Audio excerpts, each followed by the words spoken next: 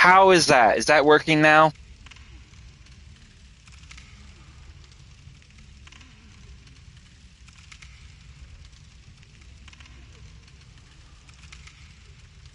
Can you hear me now?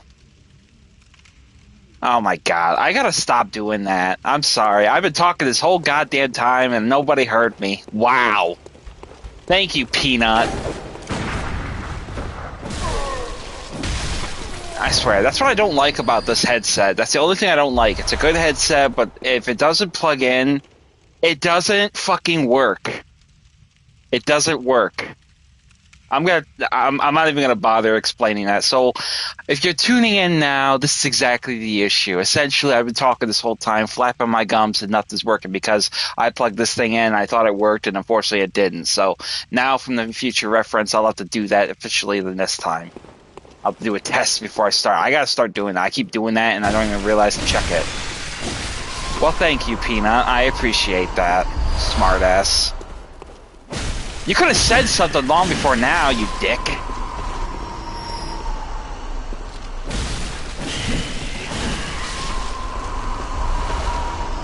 In here, we'll find some kin cold blood, and then keep your eyes on the ceiling. Obviously, we have these nightmare apostles. Well, for fuck's sake, you could have taken a minute to answer. Tell me. The food ain't that fucking good.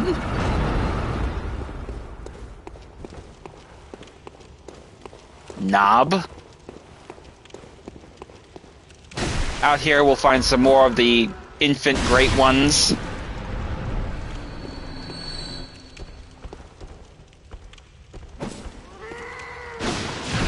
Oh, okay. Yeah, okay, yeah, you told me, yeah. I don't see it in the chat. Smartass. Ugh. Well, as you can see from the previous instances, I had died because I got cornered, and unfortunately I lost all those echoes, but thankfully I actually made up for it in a profuse amount of it, so I can't really terribly complain, but I'm still all those more annoyed with the fact that I got killed like I did, so. We're going to leave some coins, because this gate obviously opens from the other side, so this may be a shortcut. It may actually be the next area, so we'll take the liberty of just leaving a few coins to show that this is the way out. And then we'll continue on with our next exploration of the chamber. We obviously came into this giant chamber with the Nightmare Apostles, and we can obviously see that there was basically two paths. That was one. Here is the second leading through this door, so. And here we are. More of the nightmares, more of the great ones, infants. Dispatch them and get them out of the way. And in the distance below, we can see another brain sucker.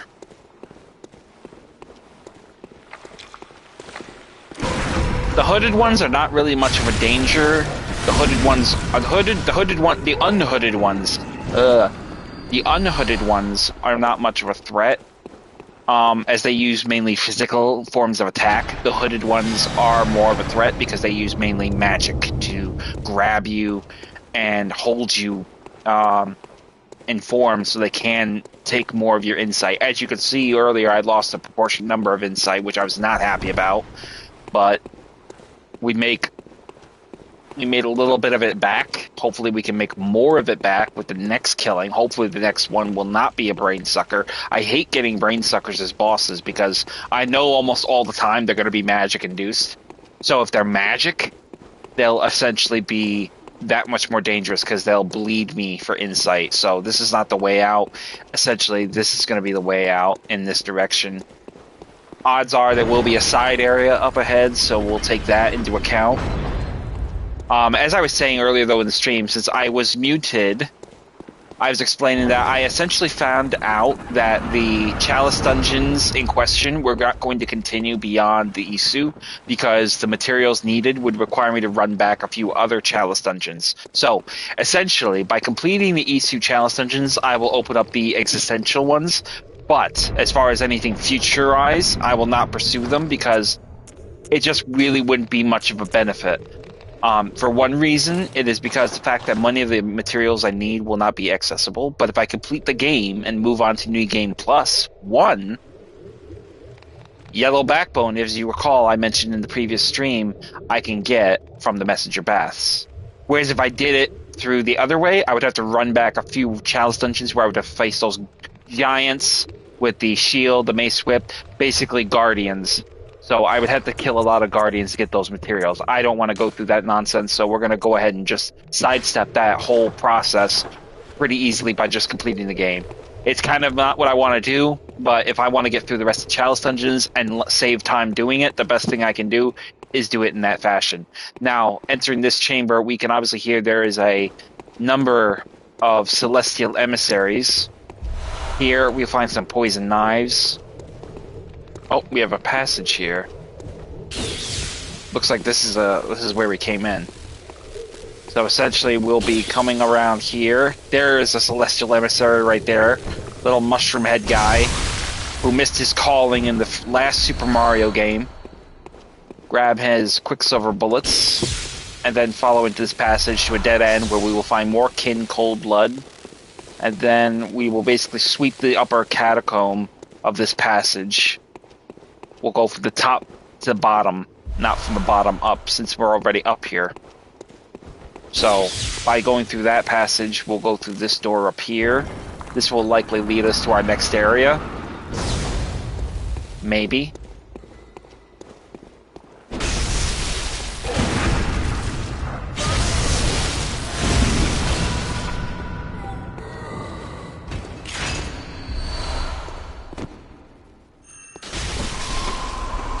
Definitely do not want to screw around with these guys. I definitely just want to get my materials and get out of here. So obviously here's the door leading us back to our main secondary chamber. So this is a side area, essentially. It just took us around the circle. But over here, we will, inside this coffin, we will have ritual blood, which will enable us to make good on any other future Chalice dungeons. So we'll double back now into the main chamber. Over here on the body, which we missed. I don't know how we missed that. We walked right past it. We got more Pearl Slug. Drop down. Over here on this body, on the second level, more Quicksilver bullets. And then navigating around, just keep your eyes open around the alcoves. There may be more materials. Here we have another Celestial Emissary. Remember, they are kin. Essentially, they are vulnerable to thrust and lightning-based attacks. So we'll use our Tantris for that job. Down below us, it looks like we have another tunnel, but we're going to go back. Not take this way because we got another room, another hallway we can explore. But essentially what we will do is open this passage, which will take us to not one, but two brain suckers. So we're going to take advantage of this. Get our blue elixir out. Get the drop on them. So drink it up, and it'll make you invisible. Then just walk. Don't run, because they will see through the spell that you've drank. And you will lose the element of surprise. Essentially what we want to do is get rid of the hooded brain sucker first. So walk behind him, power up your lightning, and get rid of the hooded one first.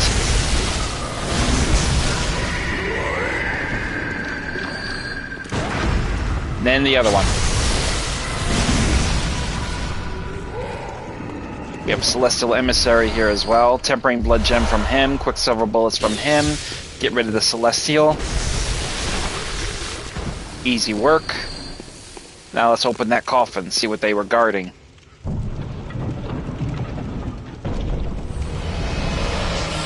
Odd Arcane Damp Blood Gem, level 5. So we'll take that. Now we'll double back.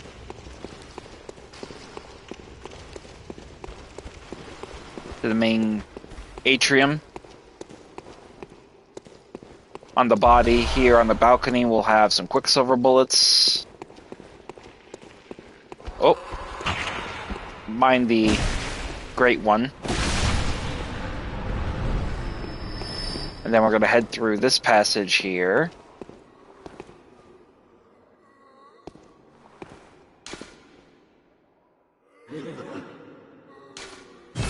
I'm not really sure if that was meant to help me or what, but that was a waste of my time, but still, I'll give him a positive vote.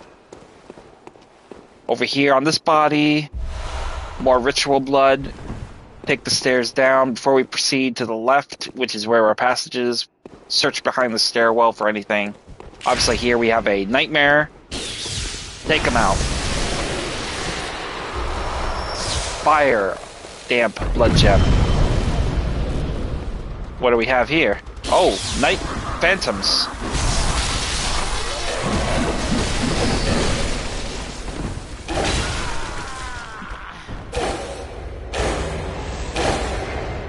What the fuck?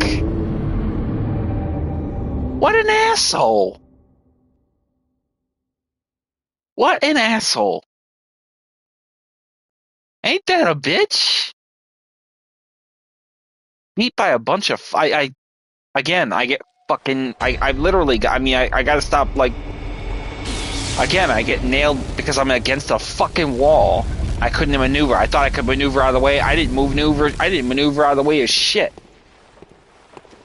Oh, I'm gonna fuck your asses up. I'm telling you, bro. You guys are testing my metal. I am not losing that 360 echoes. Thank goodness I put the coins down. I'll tell you that much.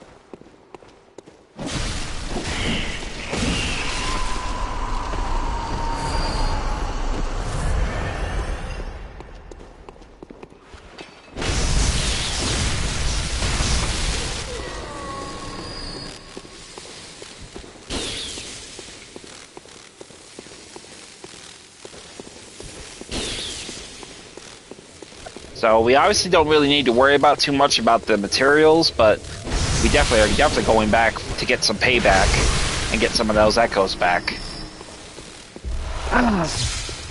That's like the second time I've died to some dumb shit. That's infuriating. There's my echoes right there on this sack of shit.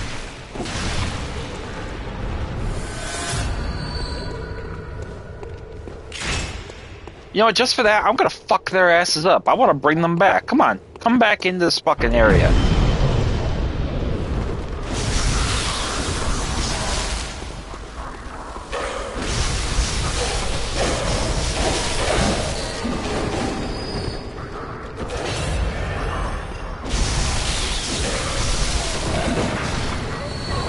Son of a bitch. Now that we've taken care of those clowns, we're gonna go back through this passage here, see where this takes us. This might take us into our... Oh, hello, rats!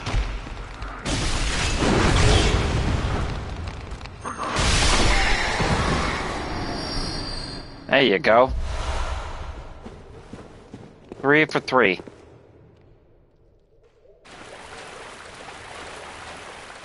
And we got a uber ghoulie here looking to pick a fight with his pickaxe.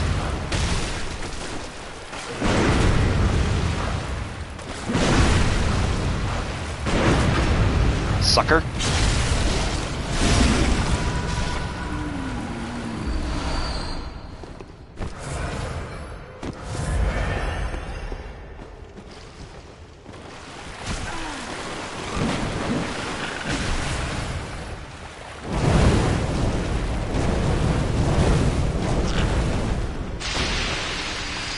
And then that will dispatch him, and we are truly and definitely on our way out. I could go get those other two. I could get... Oh my god, another ambush.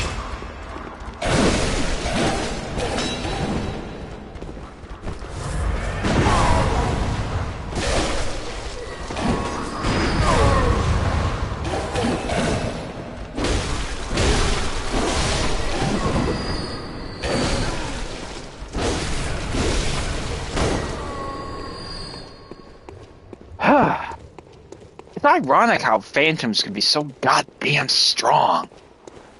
It's almost unheard of. I mean, personally, I don't know. I've always felt that the phantoms should be a little bit more fragile, but that's just me. So we're gonna head our way up and out of here and get back on the track of taking down our next major threat. Get rid of Mushroom Boy here. And head back to the... Oh, we already been this way. This is not where we want to go. Head up, and I think to the left, or is it the right? The right. It's across from us. So we'll head around and into... Where is the door? I was right. It's right over there. What the fuck?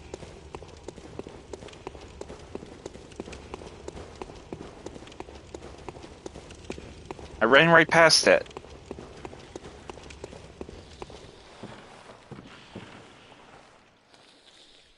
Bram, we got a blood liquor. Ugh. I'm gonna go back and get him. Welcome back to the stream, mystery viewer. I hope you're having a good night. I've had the company of my friend, Peanut, help me finally by letting me know my mic was muted or not working, either or.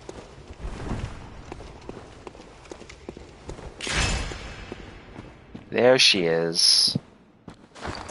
So we're gonna go ahead and equip our... Yeah, you smile, Peanut, you smartass. Enjoy. Here we got this blood liquor, so we're gonna get this blood liquor. Approach from the rear, and one heavy solids thrust attack. I follow up with a secondary, and then a third. And she will drop us a damp blood tinge gem, level 5. I'm typically wanting to get level 6s at this point, but you take what you can get.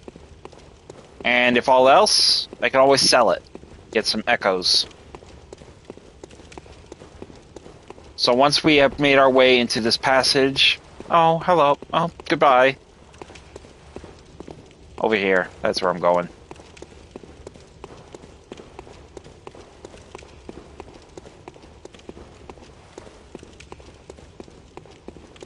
And then we just gotta drop down. And head into the next Chalice dungeon. Boss. Let's see what we get here. Ah, the Celestial Emissary. Showtime.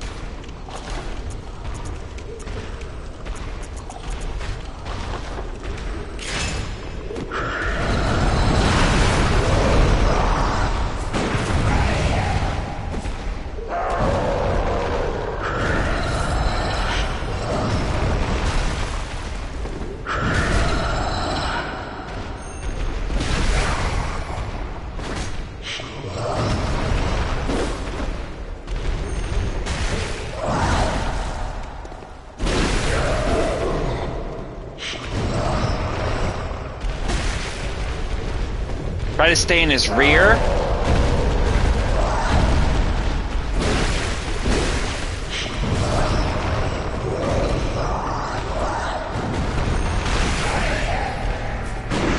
Now at this point you want to be careful because now his tendrils are out, which means he will start doing magic-induced attacks. Essentially we want to try to stop them if we can.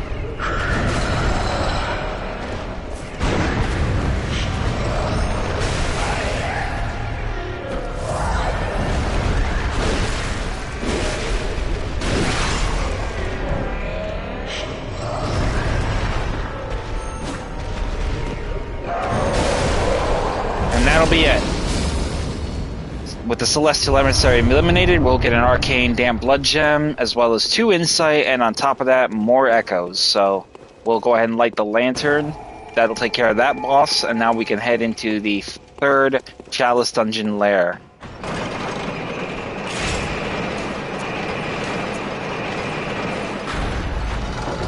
Upon disembarking the elevator, to our right will be a side area.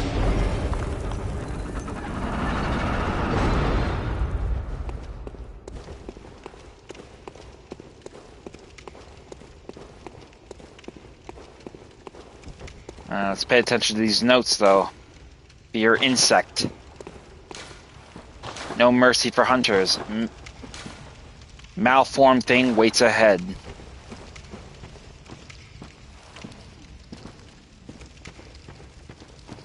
A hunter on the right. Let's get rid of these scorpions first. Then we'll deal with the hunter.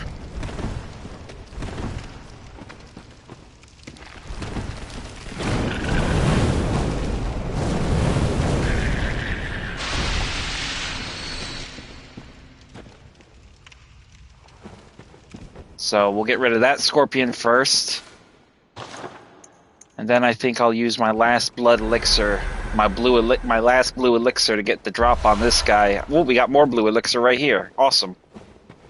We'll circle around these wagons, see if we can get in his shadow. Nope, not happening. I thought for sure we would have the opportunity of at an advantage of surprise, but it doesn't look like that worked. He's got a Rosamarius. It looks like he's got a Ludwig Holy Sword, and he's got a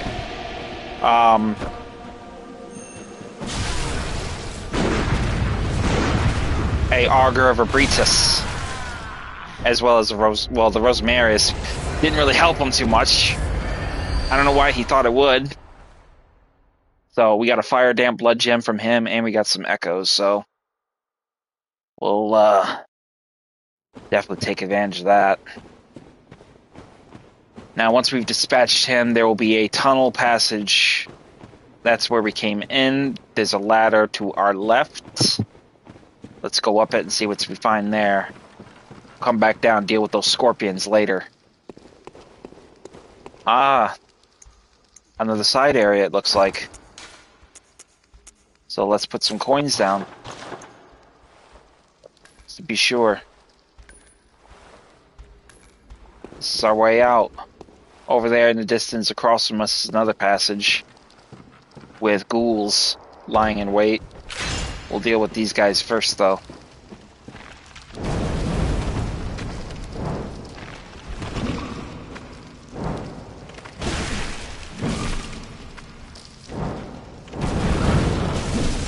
Oh!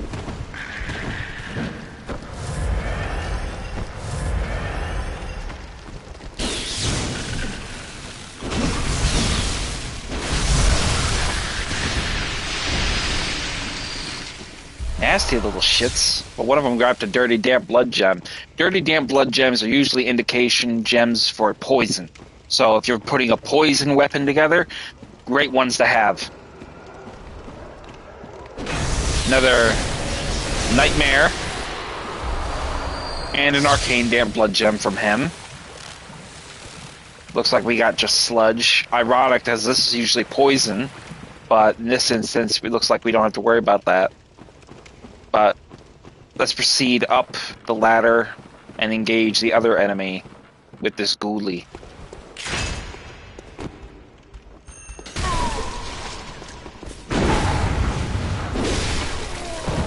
Out of our way, buddy. And we can hear our blood gels in that passage, so we obviously know what's there. Here, looks like we got multiple celestial emissaries, I see. And a brain sucker. Let's get rid of him first. That celestial emissary is throwing arcane magic, so we're going to have to get rid of him fast. We'll have to use the columns for cover. Another brain sucker.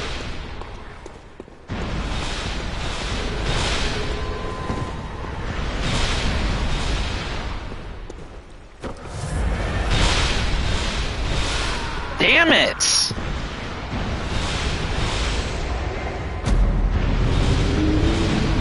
Goddamn magic. Pretty much they have those attacks, so we need to be careful with. That's why it's kind of important to have a lot of blue elixir, because you're going to want to use it to cover your approach. If you don't use it to cover your approach, you're going to get bombarded to the point where you're going to get killed. So we're going to definitely put... Thankfully, we found blue elixir, but that's besides the point. Now we're going to need to really use it. So let's... luckily for us, we found some. But now we're going to need it.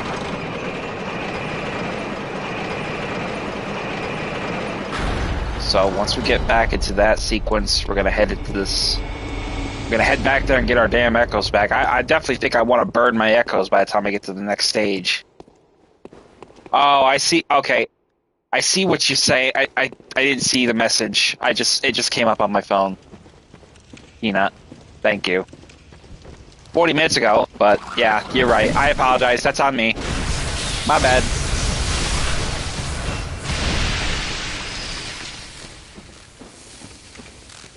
So let's go up in here and get this asshole. Oh, wait, wrong one. The hunter's over there again. I'm not going to go and deal with him yet. I want to get my echoes back.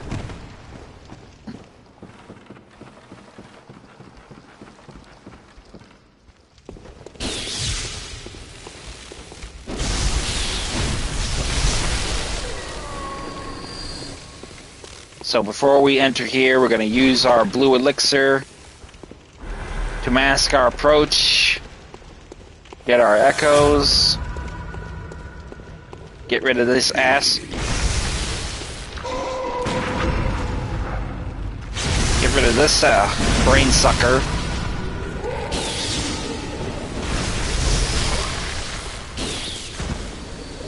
I'll get rid of this one as well.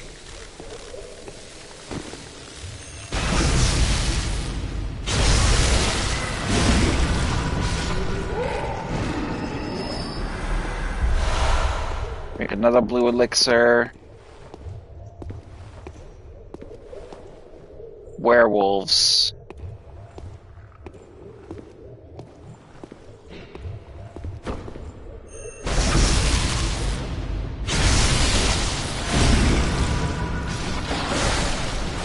Now it's important to know that the blue elixir will not protect you from werewolves. They will pretty much detect you easy enough. Ah, you fucker! Ah, god damn it! He got me! That son of a bitch!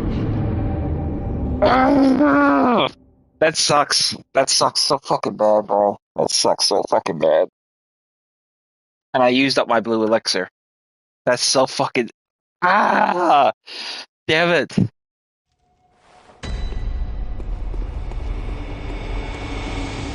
Now I definitely gotta be careful, cause this is fucking this is so fucked.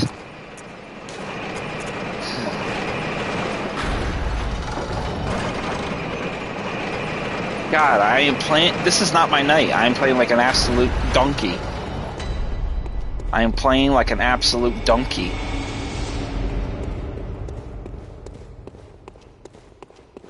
Now I gotta go back and get my shit back.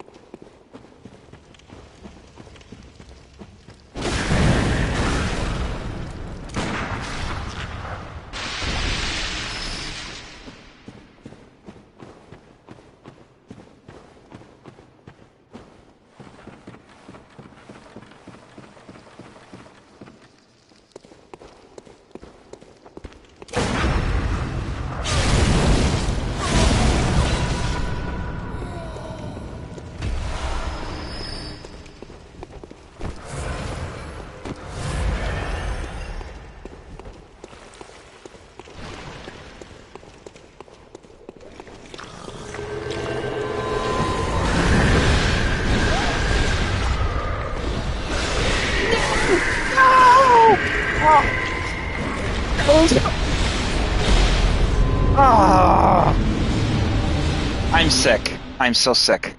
I am so sick. I am so sick. I am so sick. It is not my night. I am not fucking happy. That has got me so salty now. Son of a bitch.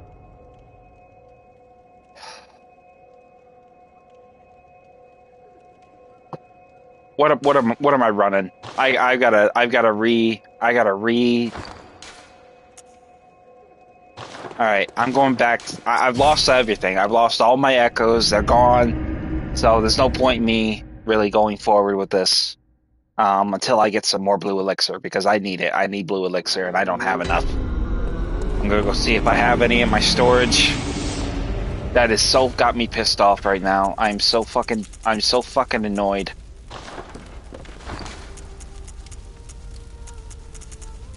All those fucking echoes gone. 360,000. I knew I should have burned the fuckers the second I got through the second boss fight. I should have went here and I should have burned them and used them and got rid of the fucking things.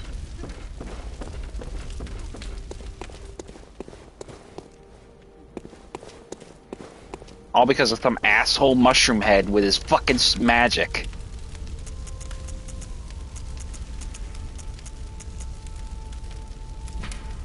So, I'm going to change my strategy a little bit here. We're going to go with the Great Lake to increase defense. Let me see. What does it increase defense against arcane? Because that's what I need. I need goddamn protection from arcane. That's the only thing that's killing me is arcane magic. Fuck. I'm so fucking angry right now.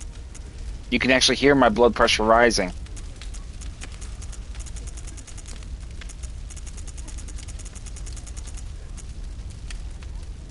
Yeah, arcane damage reduction by 5%.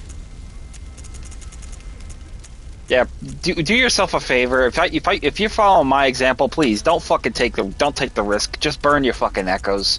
Because I am a terrible fucking person and I've done that. That is like a cardinal sin. I should have used that shit up the second I got in there. I will not make that mistake twice. Mark my fucking words. Blue elixir, 2 insight.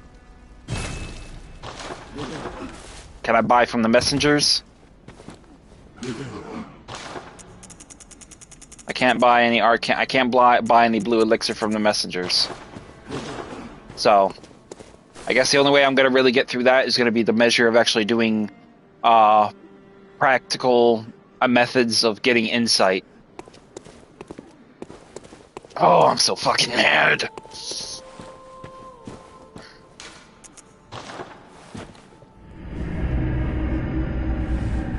I mean, the first time it was the mushroom head, then it was the werewolf, then it was the mushroom head again.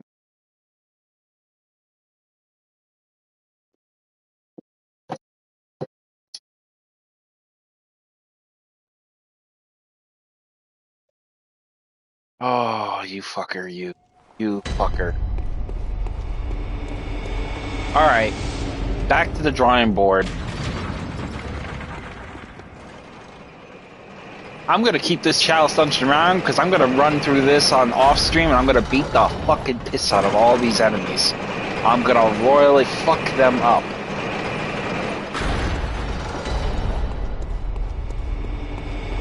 Just to get echoes, not so much insight, because right now what I really want is insight, because essentially that's what I need to get the necessity measures of materials I need to really get through with the next thing of it. I think the other thing I'm going to do too is I'm going to change my outfit for something with arcane protections. So essentially, what is that? Well, it could be Tomb Prospector's got the best arcane. As you can see, my stats just went up to 120. But I want something with a little bit in the way of physical defense as well. So I'm not really sure if I really want to go with that. So I need to find a nice little happy medium of a sort.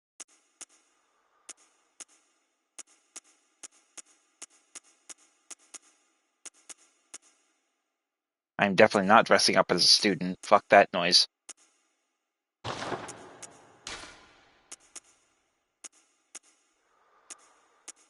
This drops 10, I think, though, so that's not that.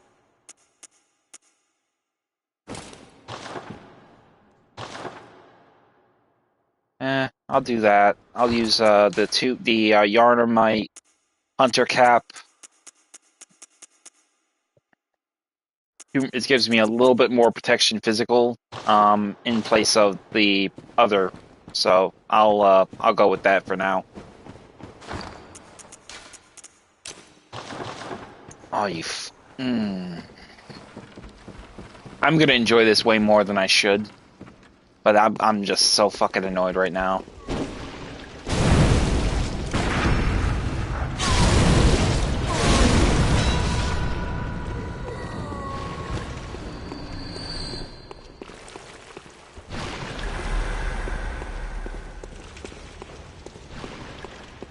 There you are, you fucking asshole.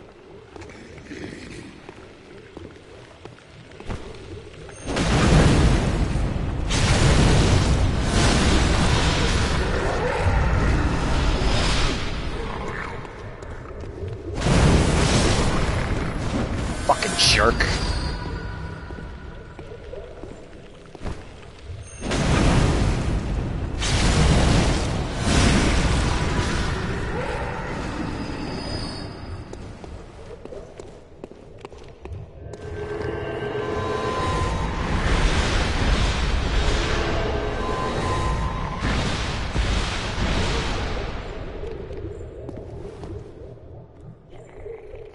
That's right, you keep sitting there, you fucking little, you little glow stick fucking asshole.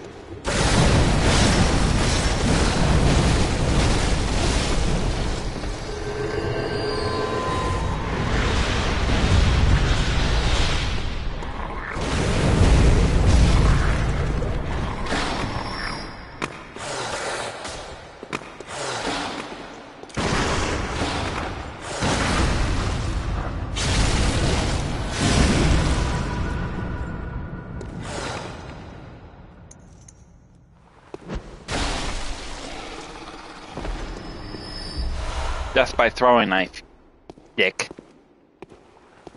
Now I'll get rid of this one.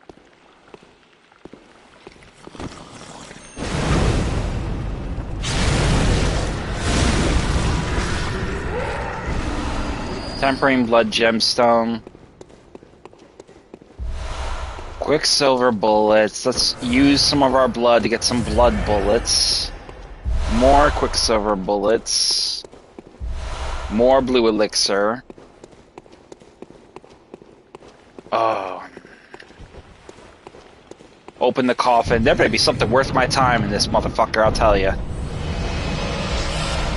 An odd arcane damp blood gemstone.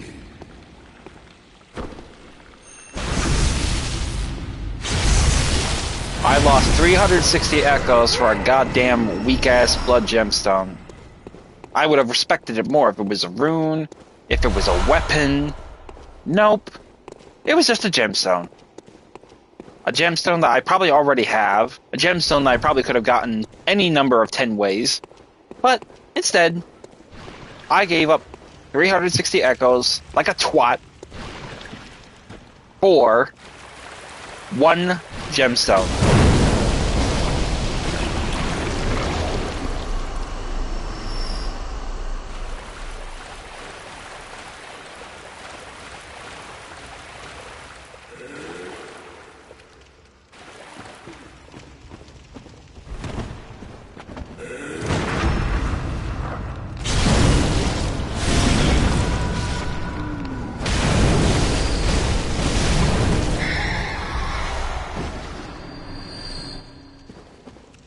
Looks like this will lead us into that other passage. I'm going to double back, though, and check that other corridor that we saw to the right.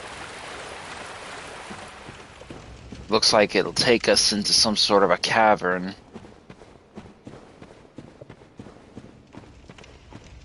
Oh yeah, another cavern, alright, a side area.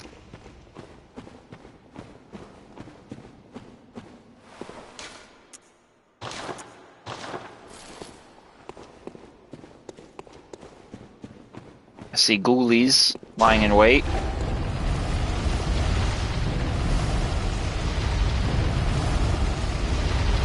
And a little trap, which didn't take.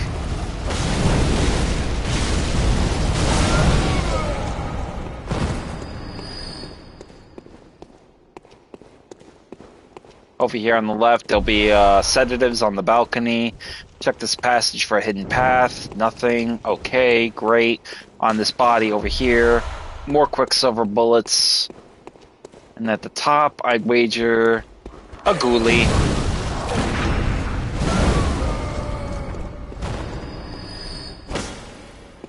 Nothing in that passage. More blue elixir. So at least we're getting some blue elixir back. Looks like we got a hidden path in here. No, we don't. What the fuck? How are you gonna put multiple paths here with hidden paths looking like they're here and then they're not here? Kind of stupid. Just drop down. Fuck it. Now we'll double back. We'll get those scorpions and we'll get that hunter. Get something worth our fucking time.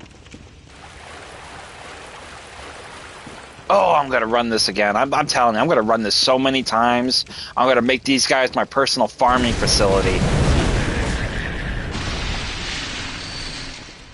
Just out of spite, bro. Just out of fucking spite. I can't fight the bosses again, but I can damn sure fight these guys again. And I'm going to. Get the rifle spear ready.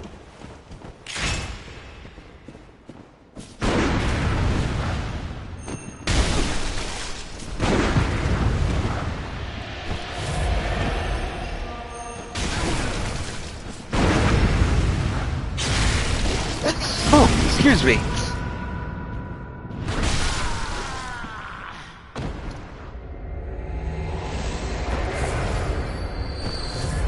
And 26,000 echoes. I'll take it. 202,000, so at least I'm making some of it back.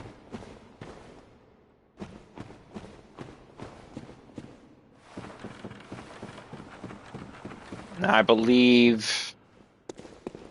yeah. Pretty much made good on what we were going to get here, so we'll just take our leave. If there is a blood liquor after we drop that one giant ghoulie with the pickaxe, I'm not going back for. I want to get on with it.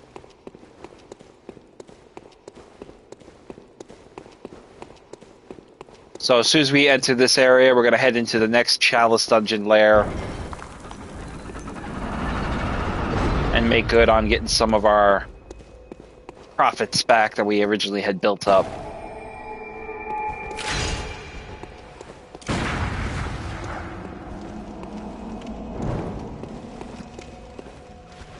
So head on into the next Chalice dungeon lair with level 3.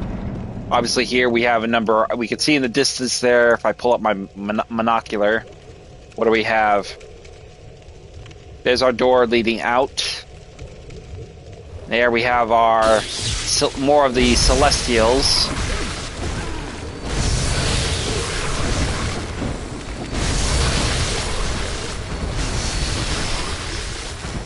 And then it's obviously we saw there was a werewolf, so we'll definitely get his attention.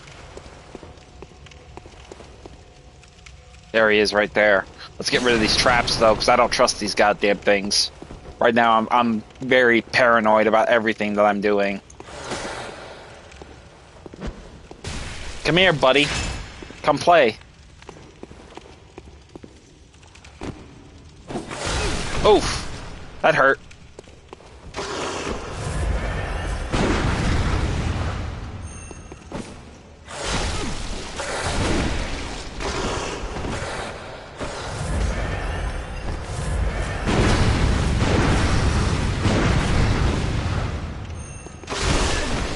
Really? Really, boy?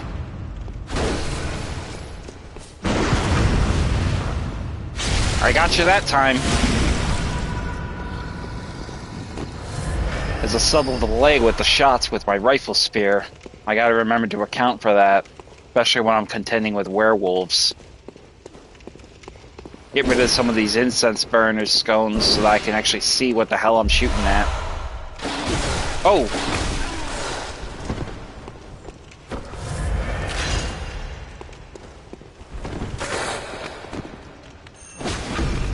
Fucker. Backstab.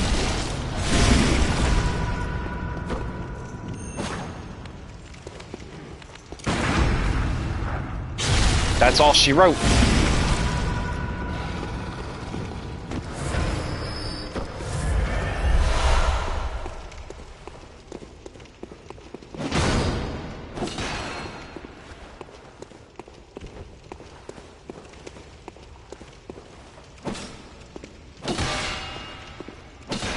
Fucking incense scones are fucking insanely saturating the area. Here we have another passage. Do we have any? Okay, we do have coins. Let's throw some down just to be sure. We can hear there's a trap too. A bolt trap kind of thing.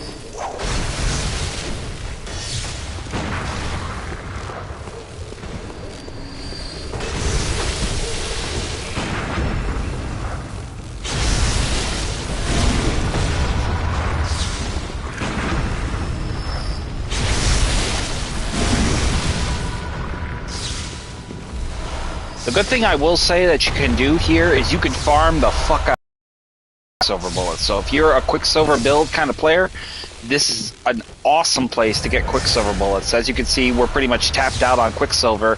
This one dropped a Great One's Wisdom.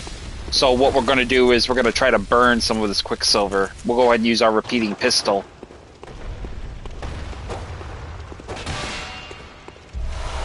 Kin Cold Blood.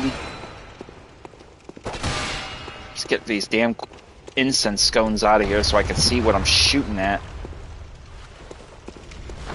We'll go ahead and also equip our saw spear. More Quicksilver bullets.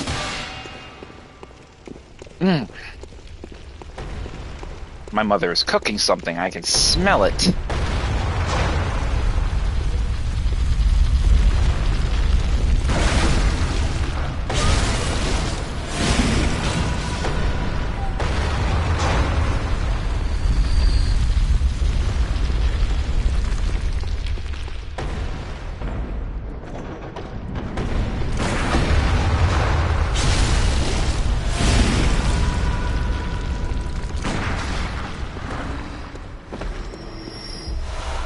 Fire Dam Blood Gem on the werewolf as we open the path this way.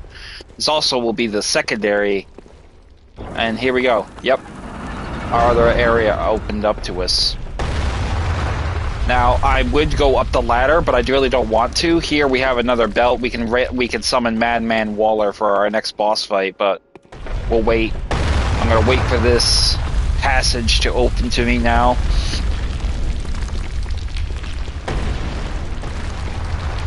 And then to our left will be a lower level chamber, probably with ritual materials we can grab.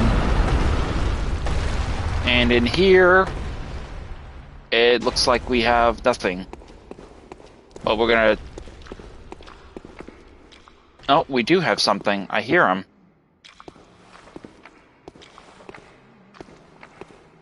A brain sucker. And he's hooded, so we gotta be careful.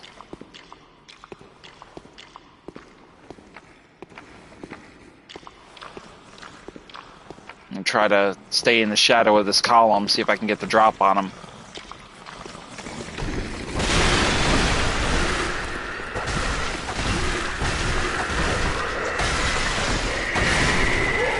You're not sucking my head, asshole. So once we've dispatched the brain sucker, we've got Quicksilver bullets from him. Now we'll get red jelly. Good. Because we need that for our Great Ill Chalice dungeon. And then over here we have Sage's hair. 6. That's even better. Wow. Love it. And then this chest. More red jelly. Okay, I think we have enough to do the Great Ill Chalice dungeon now. So we'll do that. As well as finish up New Game Plus. Finish up the new game, this current playthrough, and get to New Game Plus. Now we'll head back. Wait for this stone column, this Indiana Jones ripoff to get us. So, instead of going up that way, we're just going to go around. We're going to circle around.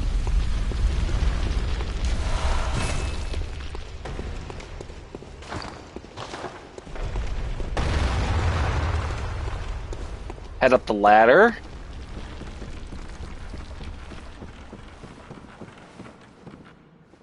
And to our right, we will have another passage.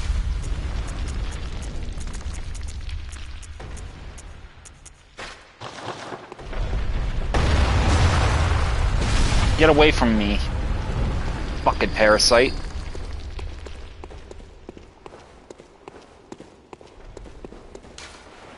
Oh, Quicksilver bullets. Man, I'm fucking swimming in Quicksilver bullets, ain't I? I don't really even need to make blood bullets at this point. I got more Quicksilver bullets than I know what to do with. Kin Cold Blood on this body. Great One's Wisdom on this body. Messenger Bath. Awesome. Let's go ahead and buy, I believe, a Sinister Eats Root Chalice dungeon. So now we have that in our inventory. And we are set. open up the path, and this will take us to a hooded great one in a hooded brain sucker. So we're gonna definitely get the drop on him by using the blue elixir. Let's close the gap a little bit, but don't run beyond this tree. Walk. Stay away from him and then walk right past him, get in his shadow of his rear, and just fuck his ass up.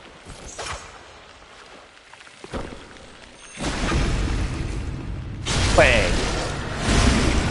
And that's it. Pull the lever and open up the path. And he will drop us some quicksilver bullets. I got more quicksilver bullets than I know what to do with, but it's okay. Now that we've gotten that, we can head into the final initiative of our hunt and go on and get this other asshole. Don't want to go that way. Take the shortcut path out and around.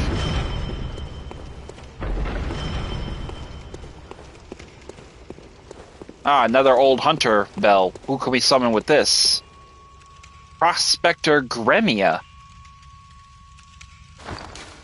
Oh, well, I got some Madman. I got some old Great One knowledge, so I'll use those. I want to see who this is. I've seen Madman Waller, but I have not seen Gremia, so let's see what Gremia can do for us.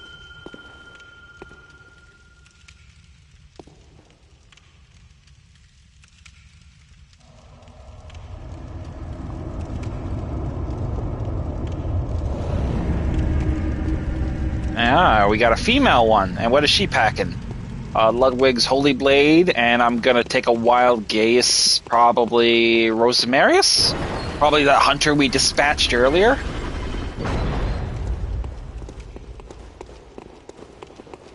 So let's head on into this next boss dungeon area and see what we get.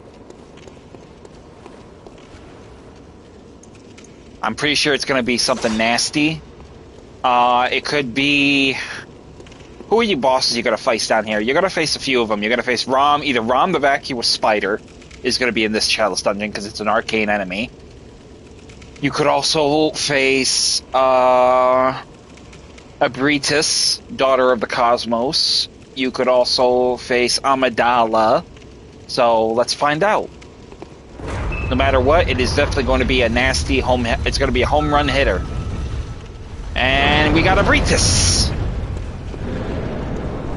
So let's, obviously, it goes without saying, she is vulnerable to fire and lightning, so be mindful of her attacks.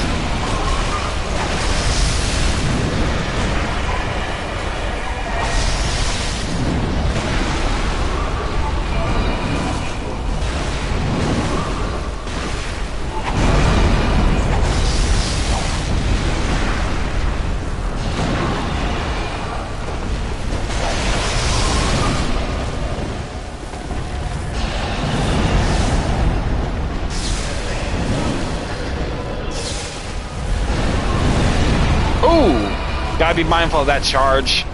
She can be nasty with that.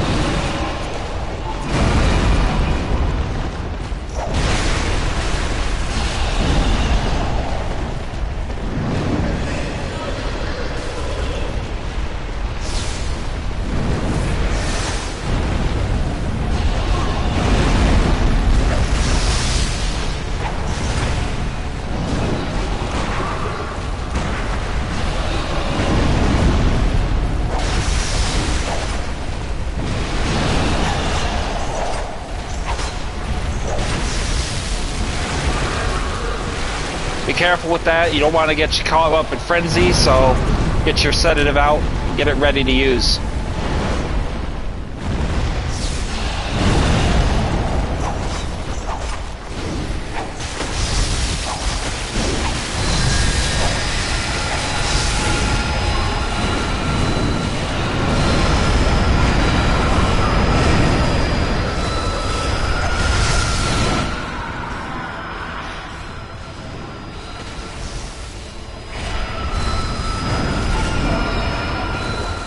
I'm a little bit disappointed. I figured he would last longer than that, but it seems not.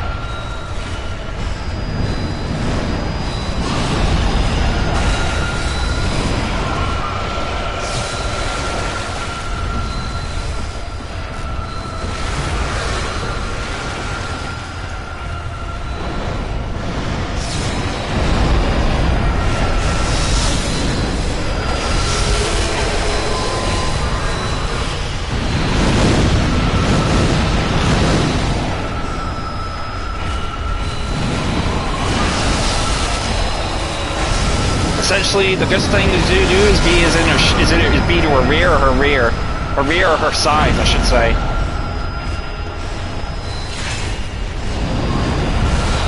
Ah, damn it!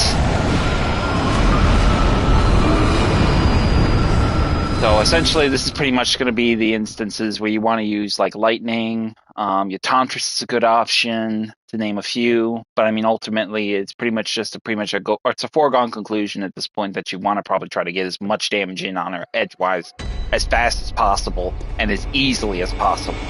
The best method I could recommend is basically using, like I said, lightning. The Tantris of the lightning of the Tantris, threaded paper with bolt paper would be a good option as well. But all in all, it's pretty much ultimately essentially that. Here we got Damien Amensis. I'll use him because he's got really powerful magic, and I think he would be the more appropriate option for me.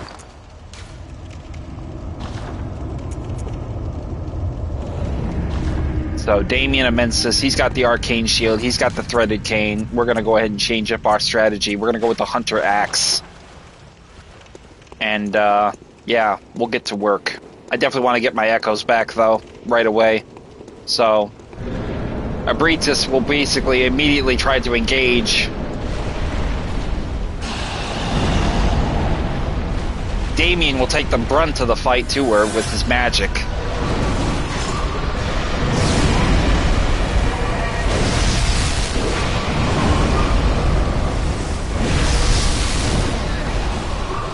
Wow.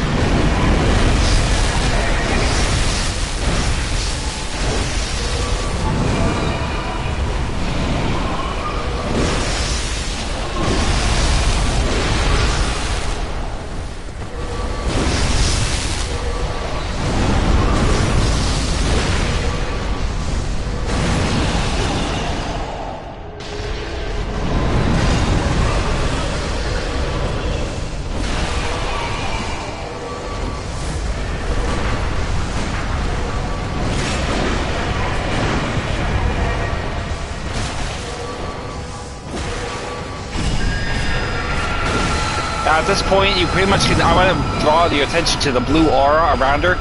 Essentially, that damage is basically going to be constant as long as you're in that aura, so you want to be careful with it. In harder difficulties, it will do a lot of damage. I just died again? Really? Come on, man.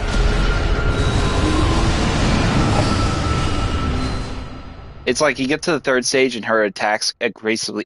It's very weird. She doesn't get aggressive. When you get her to that point, in this particular instance with the Chalice Dungeon, unlike the Augur of Abritus, unlike the Abritus in the actual world, she doesn't really get that much more powerful. But in this particular instance, her attacks appear to do triple the damage when she gets into a more aggressive state. I'm not sure how much I feel about that, but it's a very bizarre kind of mechanic to have. So I'm basically going to go into this probably on my own now. I don't want to keep wasting insight on, enemy or support hunters that aren't really going to do much any good. So I'm basically just going to go into this with myself. Because her power is just ridiculous at this point.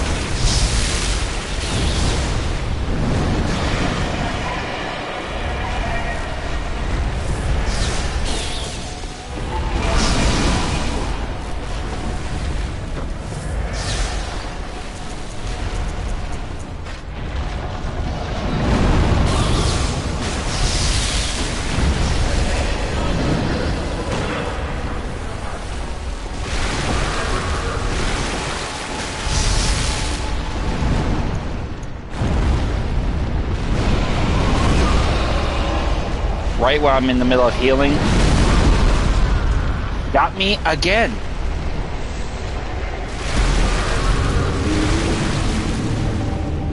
I mean, it's really hard to distinguish which of these attacks is physical and which one of these are arcane, but this bitch is nasty. She's one of the toughest. She's one of the toughest Chalice dungeon bosses. Probably second only to Rom the Vacuous Spider in terms of this Chalice dungeon, because arcane enemies are really dangerous. Dangerous because not necessarily from a physical aspect of their attacks, but from their arcane element of their attacks, which makes it very difficult to distinguish which enemy attacks are arcane and which ones are visceral. Obviously, we saw the shooting star attack that she did, which was relative to, I'm going to use them just one more time. Essentially, we saw that with the arcane attacks clear and evident with the initial infancies of it. But essentially, it was pretty much a foregone conclusion. Okay, clearly this broad is using arcane, but which attacks are arcane? That's the question. And essentially, there is no real honest measure of answering that, because it's very hard to distinguish arcane attacks from physical attacks, because, essentially, in some cases, they're one and the same. But, again, that's why it's rather difficult to say, hey, okay, realistically, is it this, or are we doing with this? Even when I get clear, she still gets me for half my health. What in the hell?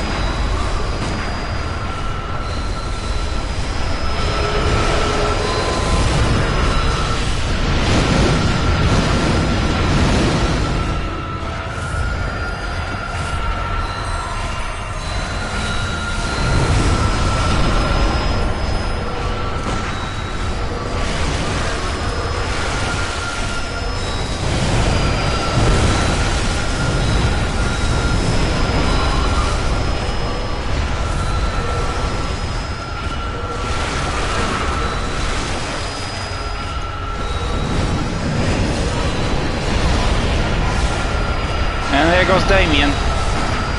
He's out.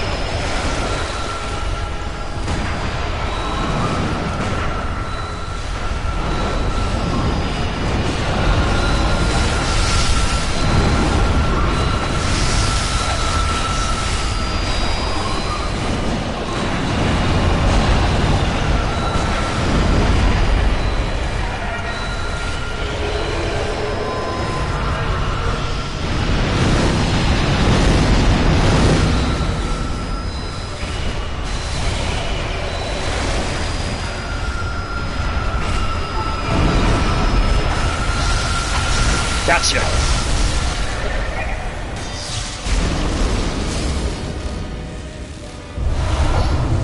And then with that, we got the Isu root Chalice, and an arcane damp blood gem. Jesus. What a job. So essentially now that pretty much has been taken care of. We actually have the first major Isu root chalice and officially in our possession. Now basically what we want to do is to get the ailing, basically the lower Isu chalice, we have to complete the root chalice. So what first we're going to do is we're going to make the great ill now that we have what we need.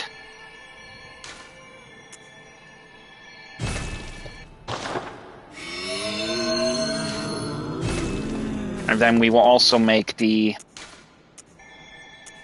root chalice.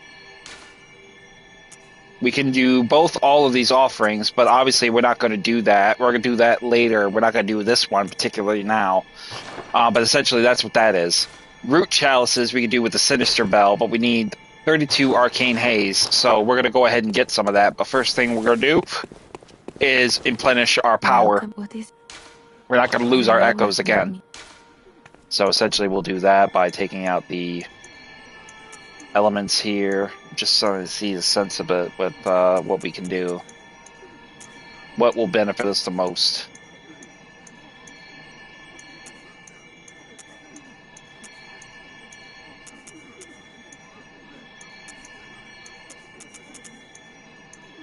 Endurance, we'll go ahead and get our endurance up a little bit. And now we'll go and extract some arcane haze. So we need to use this device to get some decent arcane haze. We don't really have anything in our inventory, our storage, so we're going to use it with 2 for the ritual blood of level 2. And why not? We'll do 13 from we'll do 23, in fact. Let's do 23. That's a good hearty amount of arcane haze. And we'll do 3 from Tomb Mold level 4. That will be a plethora amount of arcane haze for us to have there.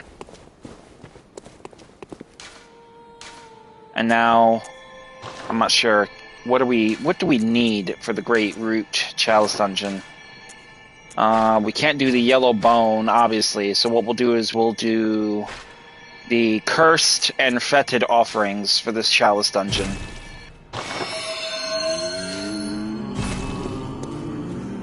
And then obviously we still have this Chalice Dungeon to finish, so... But we'll keep that one there, because I'm going to farm the shit out of it and make those suckers pay for my losses that they put on me.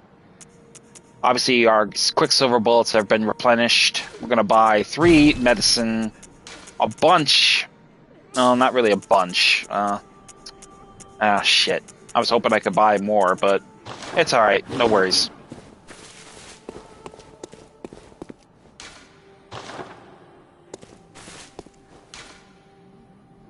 So with those being done, we will go ahead and get started we'll go ahead and finish this Chalice Dungeon. We'll get some of our reward of what we pretty much have worked our way towards with this in this capacity. So I was really frustrated by that. I can't believe I lost all those echoes, but I'm glad we got through it and got that what we got. I probably should have changed my runes before I went into this Chalice Dungeon. It's not arcane we need to worry about so much now.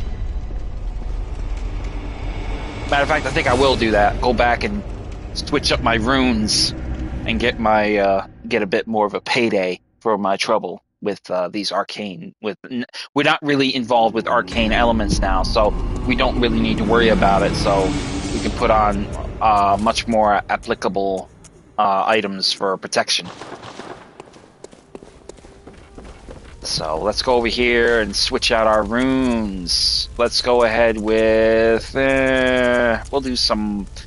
I'm not really too interested in farming for echoes right now, so we'll just go with strictly just Blood Moon runes. This will give us a bit more in the way of blood echoes that we can farm. And we'll go ahead and switch to our Saw Spear and prepare ourselves for mop-up action with this rotted ailing Loran Chalice dungeon. It's not really in the description, but I figured I might as well just get it done and over with, get it removed off the platform of potential Chalice dungeons I can explore later on. So I'm going to definitely keep that Isu rune, though, because I'm going to farm the fuck out of it. I'm going to get those guys, make them pay me up. Pay the money they owe me. Pay the money they cost me. So right away, we'll head right directly ahead, and we'll head down the elevator to the second Chalice dungeon.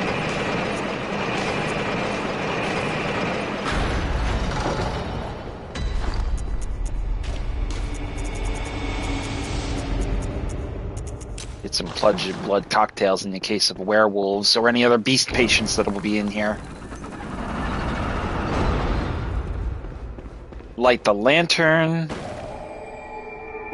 Check for hidden passages. Nothing. And enter the fold we do. And over here in the corner, facing the wall, we have another Loran Silver Beast. We'll get him out of our way.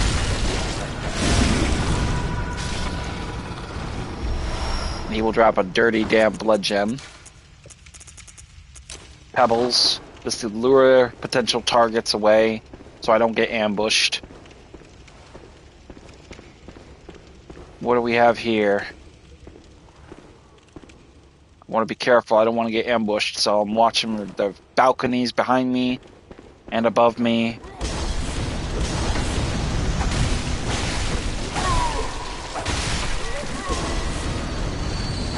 We'll go ahead and switch our weapon from the threaded cane, though. Go with the hunter's axe.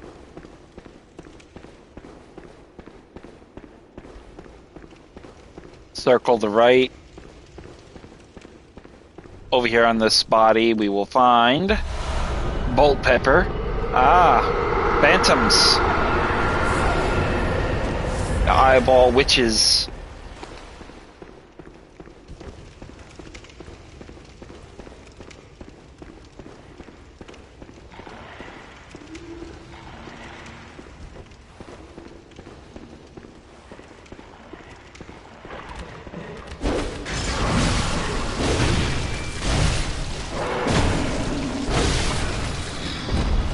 Get rid of the huntsman hound there, and obviously there'll be another one here.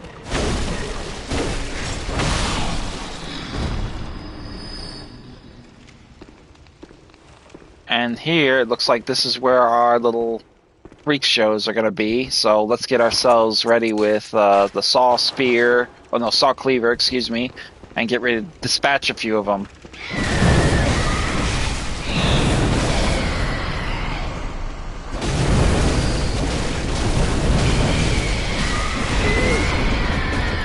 And I got killed by this fucking bitch.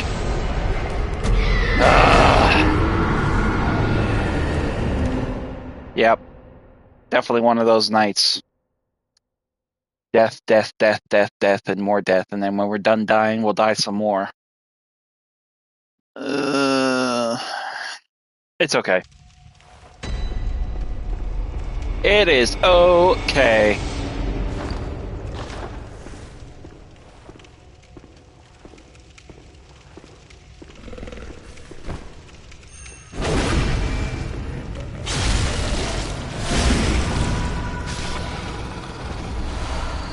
You know, actually, this gives me a good opportunity to test a weapon that I've been looking to try for a long time, and this is actually one of my favorites.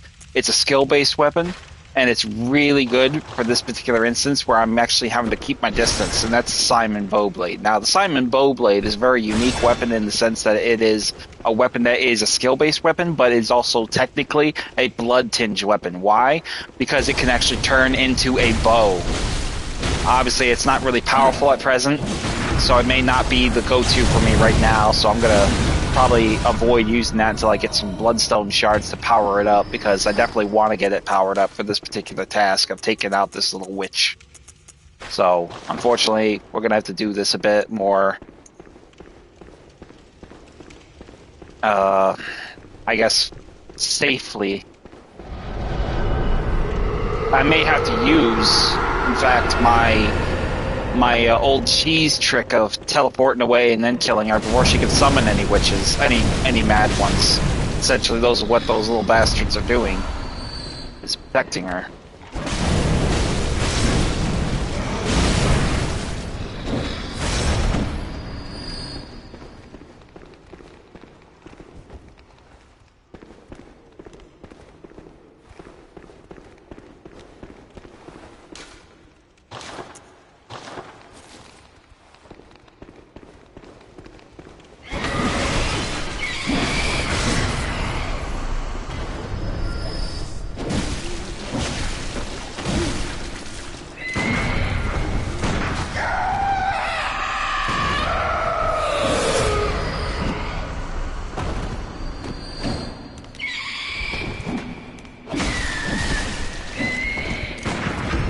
Enough!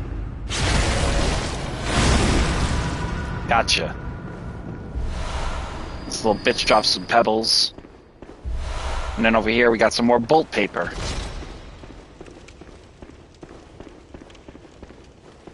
So once we head through here, check the back room, make sure there's no other passages or hidden doors. Obviously there isn't. Fantastic. We can fuck off now. And head downstairs. 1 stair, 2 stair, and then into the bowels of this other passage. I'm pretty sure there'll be a silver beast here. Here it looks like we have a hidden door. So let's leave some coins. Suggest that this is definitely a way out. I can hear rats.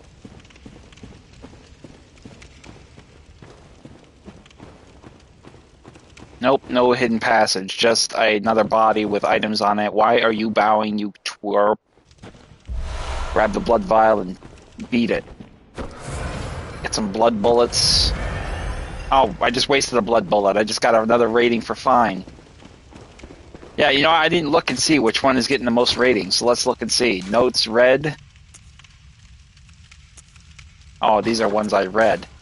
Notes made. Oh, nothing but courage here. So which ones are getting rated fine?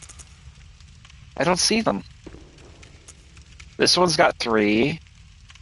This is pretty much at the Hunter's Dream.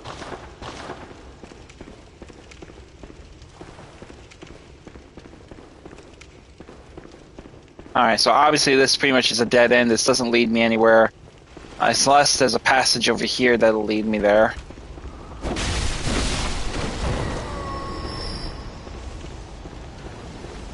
Doesn't look like it.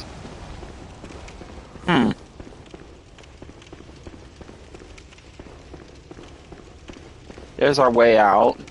The gate is still sealed, so how the hell do I get up? I gotta find a way up. That's the only way I'm gonna find that. I'm pretty sure the switch is gonna be right above me. I just gotta find a way up.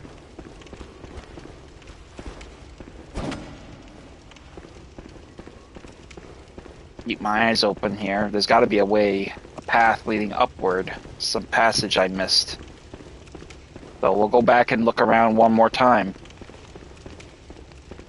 Left. And up.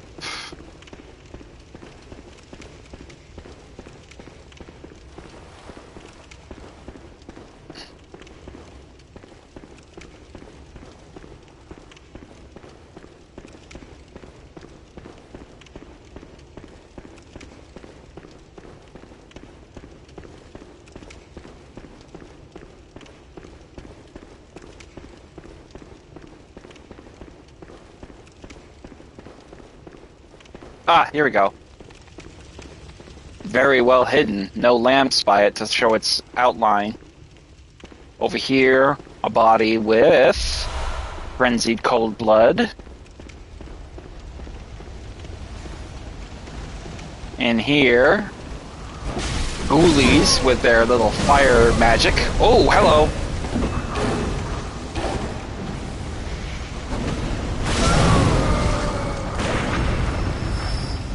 Definitely a clerk in here. Right there.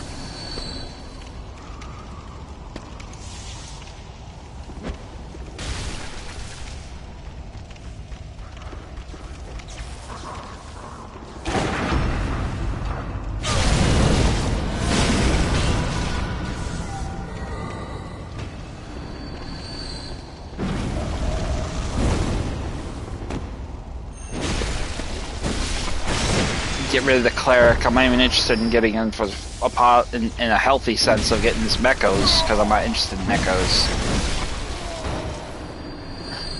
Alright, flip the switch.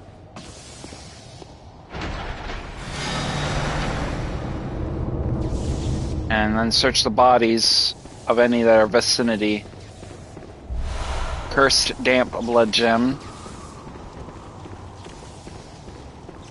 And it looks like that's it. So let's sweep this upper catwalk here for one more item if there is anything. We got fire paper off that body, very nice.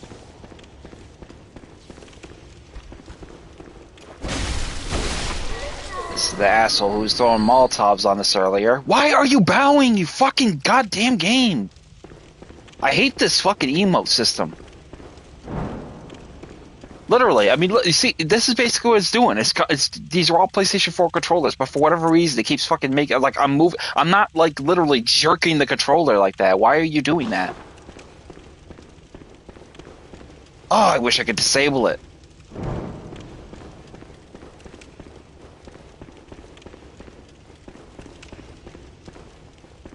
So obviously there's nothing further along this path, so we can make our way out. Get to the gate, open it up, get to the next Chalice dungeon boss. Hopefully that will be our last one, and then we can roll out and move on to the next task, which is finishing the game's main story. Essentially what I'm aiming for at present.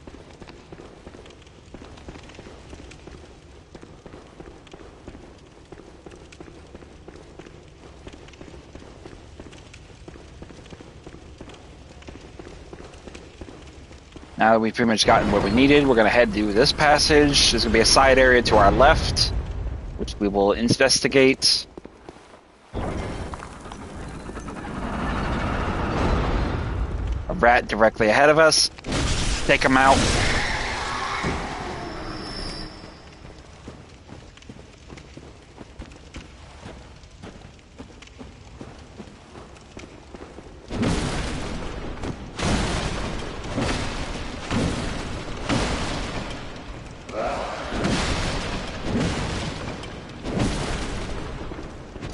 Now, essentially, we have a door leading into another part of the labyrinth. I'm going to go ahead and check that out. Obviously, I don't want to go up unless absolutely necessary. But here we have a rat in our way, so let's get rid of him. 2 mold from him. More rats directly ahead of us. Mind the alcoves. They may have ghoulies lying in wait, playing possum.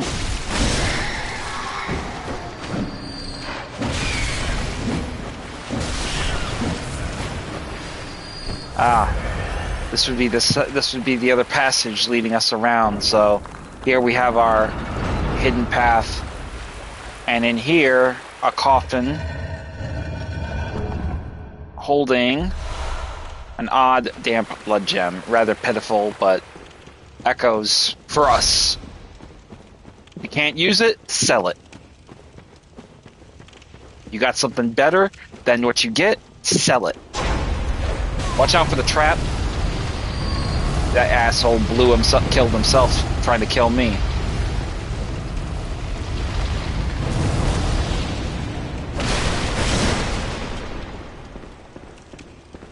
Over here we have some quicksilver bullets on this body. We have blood vials. Sounds like we have phantoms.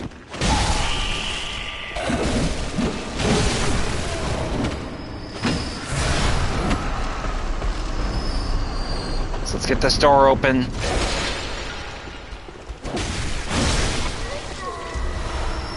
Madman's knowledge off this body. Ritual blood off this body.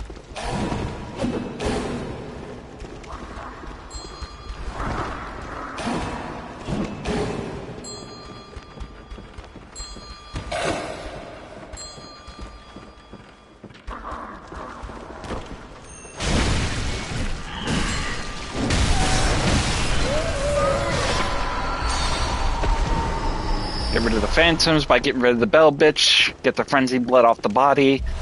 And the blood vials off the other body. Open the gate to your right before crossing that bridge. And it'll take us to a what looks to be like a small courtyard overlook. We'll double back though, and we'll check out this other room because I'm pretty sure this hallway, will be a dead end. And here we have it. We have a madman.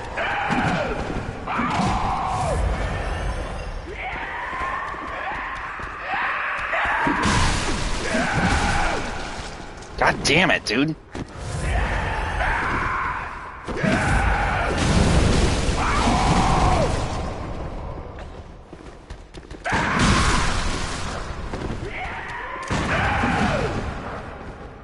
Come on, baby.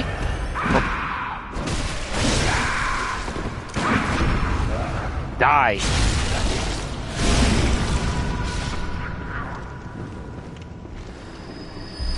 And with her death, we got some echoes and we got some quicksilver bullets. Head back in. Open up the coffin. And we will find inside tomb mold. Now we can head across and into that overlooking over here by this column. Looks like we got some more tomb mold and another ghoulie lying in wait.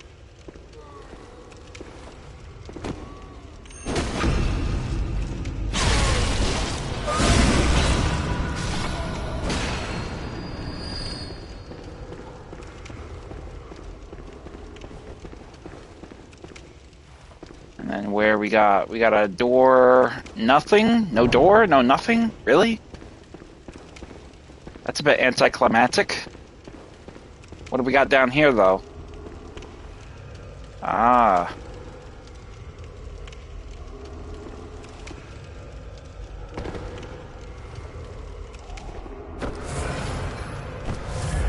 This one is blessed with a curse power and she's got a poisonous corpse on her for a weapon.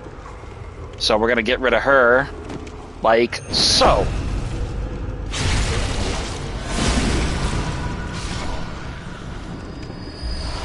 And we got Sage's hair from her.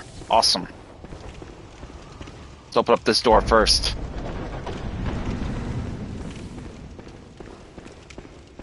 We have patience.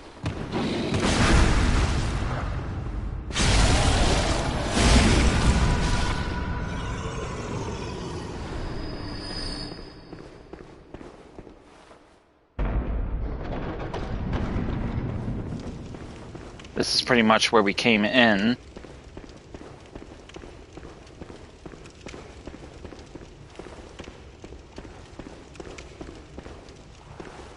So let's double back.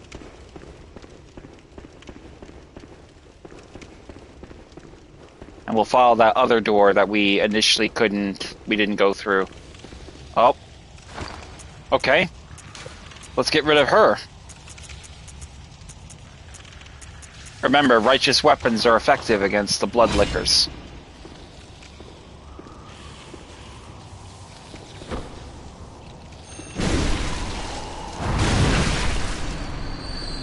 And she will drop us a damp blood hinge gemstone.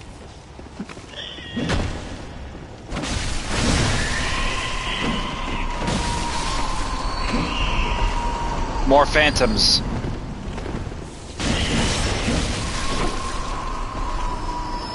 So we want to intercept this bitch before she can call any more phantoms. Get on her.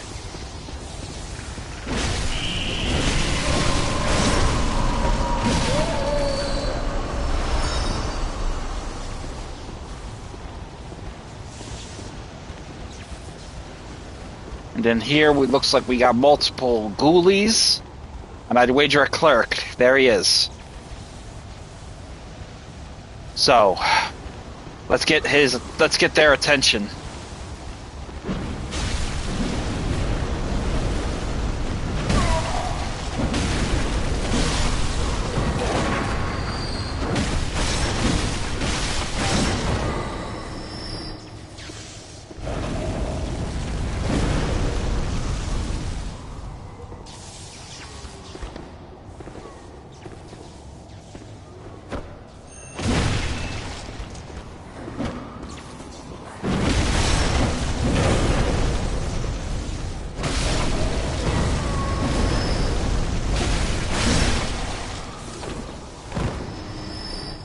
Clerk dispatched. Now just one ghoulie left. We'll deal with him, and then we'll open up this coffin.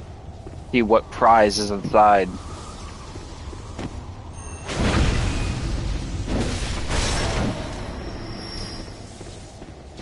Open it up. And inside we will find Great One's Wisdom. Essentially, we pretty much will get that unless we've already acquired the item or weapon in question for the particular Chalice dungeon. So if you have on your person the rune or specific unique weapon that has been placed in this dungeon, you pretty much will get Great One's Wisdom almost every time. If not that, Hidden Cold Blood. But either or, both are a benefit and a boon to have because they will give you the necessary means and methods of either having more insight or more power in your favor. So let's double back and pretty much make our way back down from where we are.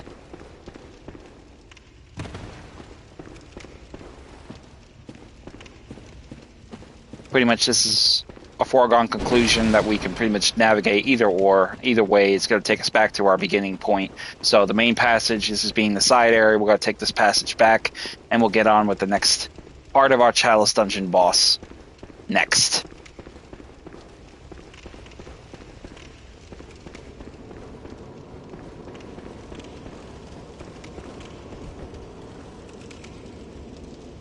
Not sure what's going to be on the other side of this, but for argument's sake, we're going to have ourselves ready for anything. So let's get ourselves equipped with some fire paper. Let's get our flame sprayer. And maybe some poison knives in the event that it is an abhorrent beast. I'm almost certain it'll be a bloodletting beast, but we'll see. It'll be an abhorrent beast, so I called it right. So right away from the start, let's get some distance and fuck him up with some poison.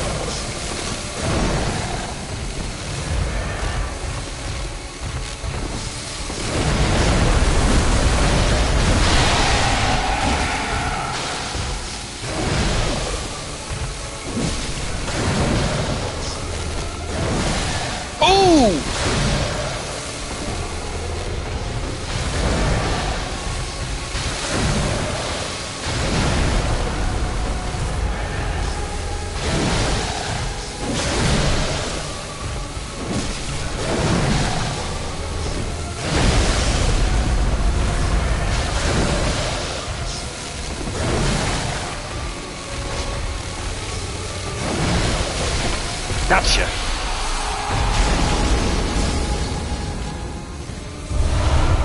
And then with that, we get a Bolt, Damp Blood Gem, and a Bloodstone Chunk. And that is the end of this Chalice dungeon. So we have wiped this one out as well. Beautiful.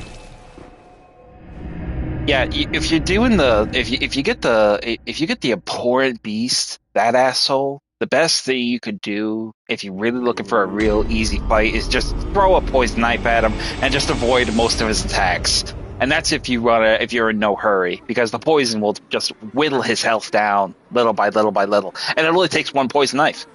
So, I mean, if you're looking for an easy takeout, that's usually the best thing I would do.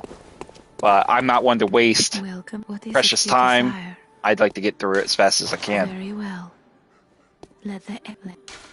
So we'll go ahead and use our echoes to improve. We'll go ahead and improve our blood tinge by 4. Yeah,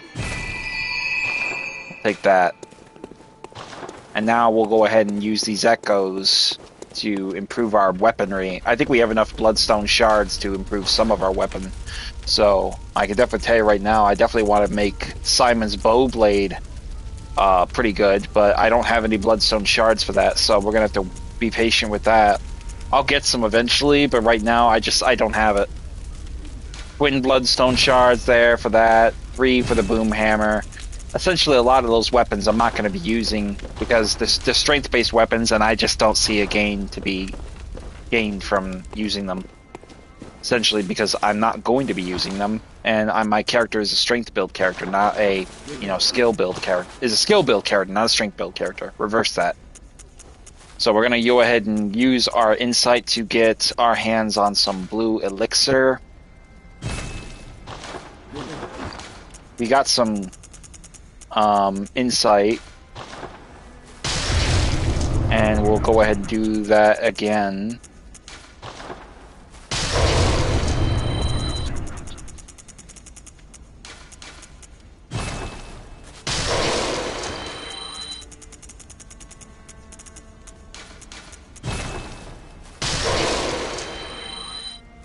And we'll buy 1 more blue elixir.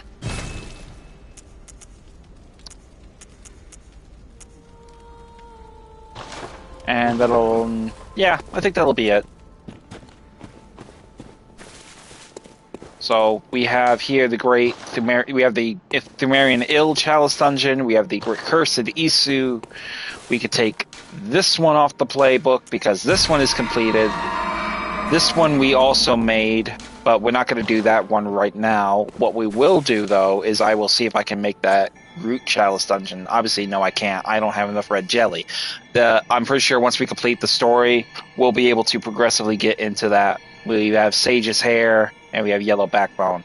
A lot of this we'll be able to buy, which I probably will do in my own time with doing Chalice Dungeons, especially on DLCs. We can do that as well. So, well, I think we've done all we can in Chalice Dungeons. I really am annoyed that I can't really do all of them in the first run, but if I complete the game, I'll get access to the red jelly, the yellow bone, as well as the red string for more Chalice Dungeons. So I guess now we can progress with the main story of the game. So, and that's exactly what we're going to do. So get yourself situated. Get on your best outfit because you're going to want to look swaggy for this. I love wearing Maria's outfit. It is one of my favorites. So we're going to definitely wear that. So,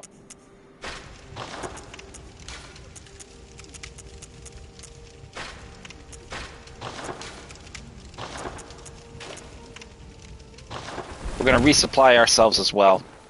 We obviously got a lot of supplies, so we'll go ahead and resupply them in stock. Go ahead and get some blood bullets out of that. Your medicine is stocked. Some rope Molotov cocktails, that's stocked now. 4 numbing mist, that's stocked. 13 throwing knives. 2 poison knives. 1 fire paper. 8 bolt paper. And we are ready. So. Oh, and I thought I would show this. If you decide you want to farm for some droplet blood gems, let me show. These little doodads. If you want to farm for these, I recommend doing the DLC of the Old Hunters, as well as the tail end of the Nightmare of Mensis. Going after the garden lantern, the lantern enemies, whatever they're called, the ones that cause frenzy. I'm sure you remember them. Big ugly bitches with a lot of eyes, looking like they got a brain. on the outside of the body. So essentially, if you take down a couple of them, you can get some pretty powerful blood gem droplets. As you can see, most of these are cursed.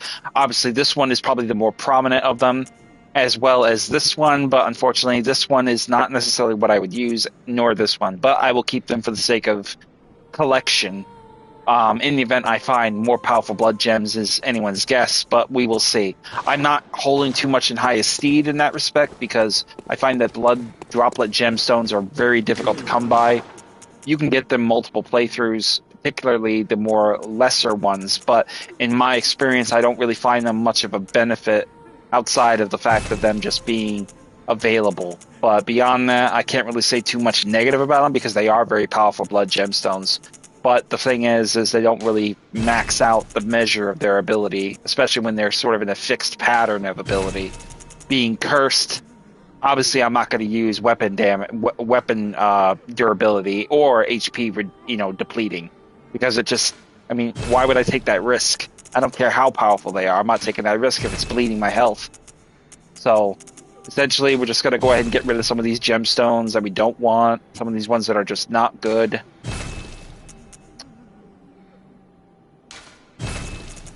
And, I'll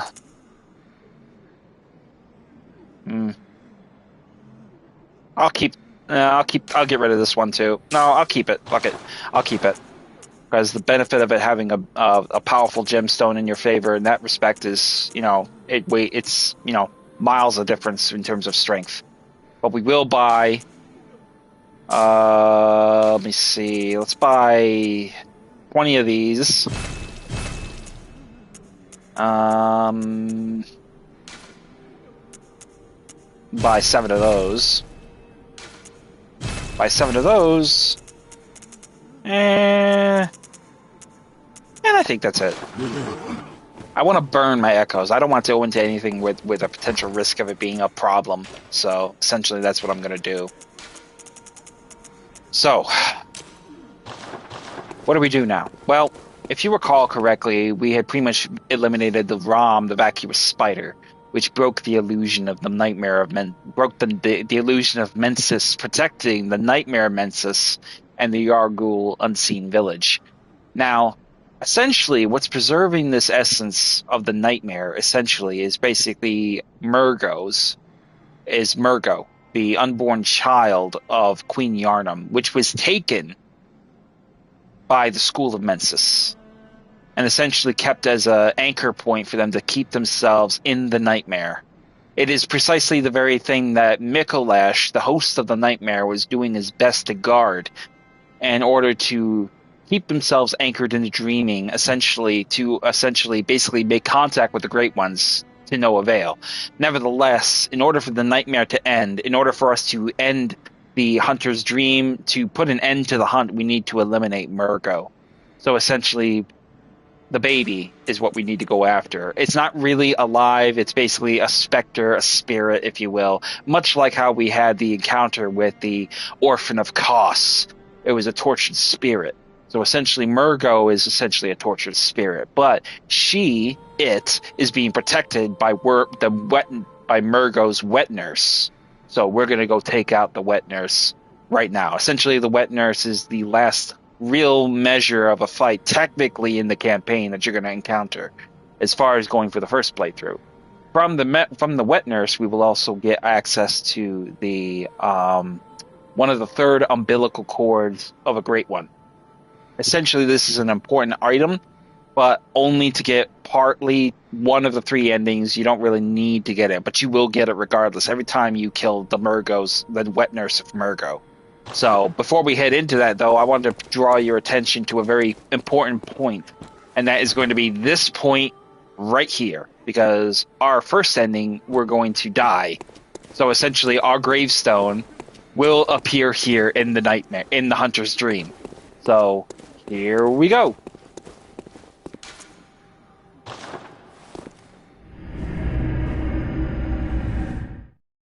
Excuse me. Ooh.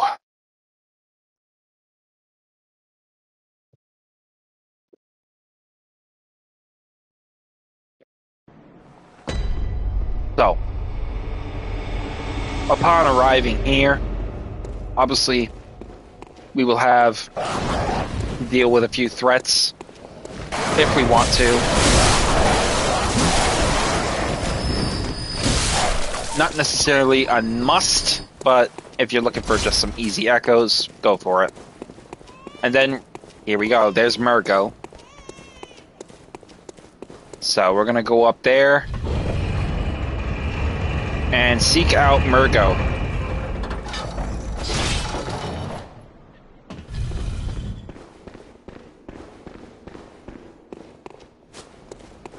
Now, essentially, Queen Yarnum is crying because of her imprisonment. As you can see, she has been cuffed, and she is, of course, a spirit now because she died giving birth to Murgo. But essentially, that is all she is just a spirit. We will encounter her as a boss once we get into the lower Chalice dungeon of the Great Ill. So, but for this reason, we're going to go ahead and take her out and just give her an easy exit. You don't really get anything from that, but hey, it's for her own good. She don't need to see what we're going to do now. So essentially, we're going to head up here through this elevator. This will take us directly to the loft of Murgo's loft, which is where all of these little skeletal bodies pretty much are in audience. Essentially, I don't know if they're attached to the nightmare or not, but it doesn't matter because our target is beyond them in this area.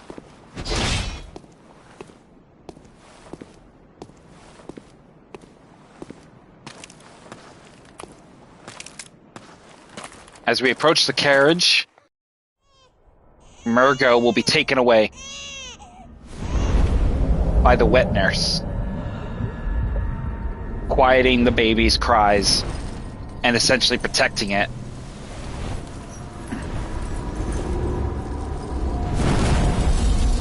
Now, do not be alarmed. She is a lot more intimidating than she looks, but essentially she is not really that much of a threat.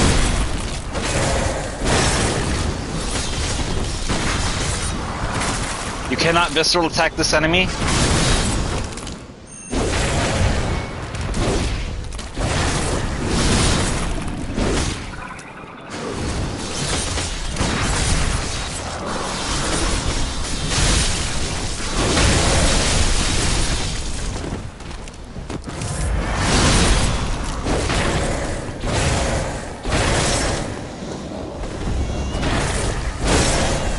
Now she will cast a spell where she will have magic involved, where she will have a double come in to attack.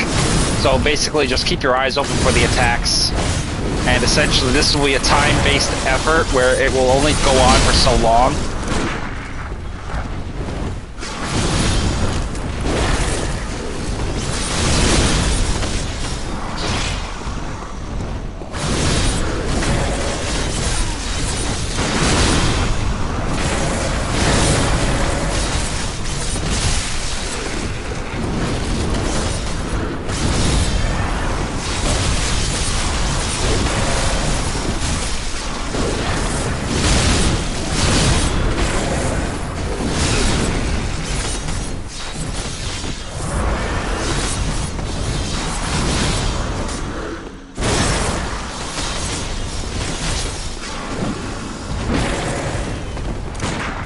Essentially, once we get to this point, she'll start teleporting away, and she'll do the same thing, except her attacks now will reach through the shadows from a long distance. So she will essentially start using a strong dimensional form of magic, which will enable her to attack at an incredibly great length.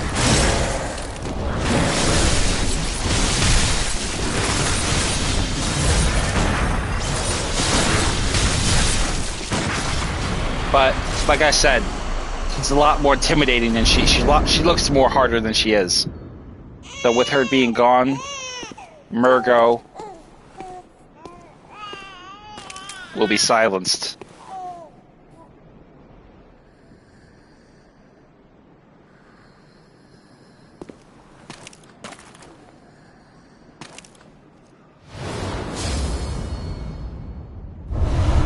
And then with that, we will get 1/3 umbilical cord. So essentially, our job has been completed. We hunted down the source of the nightmare, and with it, the nightmare, the dream, the hunt, all of it has been dispelled, at least in part. Now, here's where it gets really kind of confusing, so try to follow along. Essentially, because we have neutralized the nightmare in question and put at jeopardy the hunt, the one that we're really looking for is the moon presence. The moon presence is feeling threatened right now. So essentially, she wants Gurman to get rid of us. Essentially, basically to protect the hunter's dream and in turn her, I guess, influence, if you will, over the nightmare and the dream in turn. So essentially, Gurman is going to be obligated by the moon's presence influence. Essentially, the moon presence is controlling him. So with no will of his own, he's going to try to get rid of us. Now, this is where we will be given two options. We can either accept the sacrifice in which Gurman will kill us and free us from the hunter's dream and send us back to the waking world. Or we can refuse. If we refuse, we will essentially be drawn into another boss fight with Gurman, the first hunter. It is pretty much the second ending of the game, essentially part of the... And it also leads to the stage of the third ending. Essentially what we want, though, is the first ending. So we're going to submit ourselves to his killing of us. So essentially this is basically what's going to happen. He's going to try to get rid of us from the hunter's dream, and essentially we will be freed from it. The nightmare will be over, we will be returned to the waking world, the hunt will be over, but it will continue again in another sequence of events. Essentially, this is basically just a repeating pattern, constantly going over and over and over again. The moon presence doesn't want it to end, because ultimately it enables it to sort of continue to have influence over humans, great ones, essentially, as well. And basically, that is the antithesis of it. Gurman is his surrogate child because it lost its child. So essentially, hence why Gurman is trapped to the dream, because he can't leave. He's attached to the moon presence. So he can't wake up and he can't sleep. So essentially, he's a prisoner. And as his prisoner, it must do its bidding. So essentially, it wants me out. So we're going to go back to the hunter's dream now, light the lantern. If you don't wish to finish the game, you can continue this area, farming for echoes, blood gems, whatever you want. But essentially, we'll return to the dream and submit ourselves to Gurman. And as you can see, everything is being burned to cinders now because of the fact that we've neutralized the nightmare. So go over and talk to the doll. Good hunter, you have come. Dawn will soon break. This night and this dream will end. Gammon awaits you at the foot of the great tree. So, Good hunter, your presence somehow soothes. I sense the ancient echoes. They course your veins. Farewell, good hunter. May you find... So essentially, we could pretty much get the third ending right now if we wanted to, because as she said, she senses the old echoes. Essentially, that is because we have consumed the umbilical cords, which is pretty much these items in question. As soon as I find them, right here. So we essentially could get the ending that we wanted right now if we wanted to, but we're not going to do that. Like I said, we're going to go with the main, we're going to go with the first ending. So essentially here, remember this point, this is our gravestone where it will be placed once we have died. So head down here. The gate that was originally locked from the start of the game will now be open to us. And we will have this giant, huge field, which is essentially the battlefield of where we fight Gurman, if we were to refuse his sacrifice. Gurman is there, waiting for us. Essentially, these are all gravestones of hunters he has sent back to the waking world, having killed them. A lot of them. The great tree here.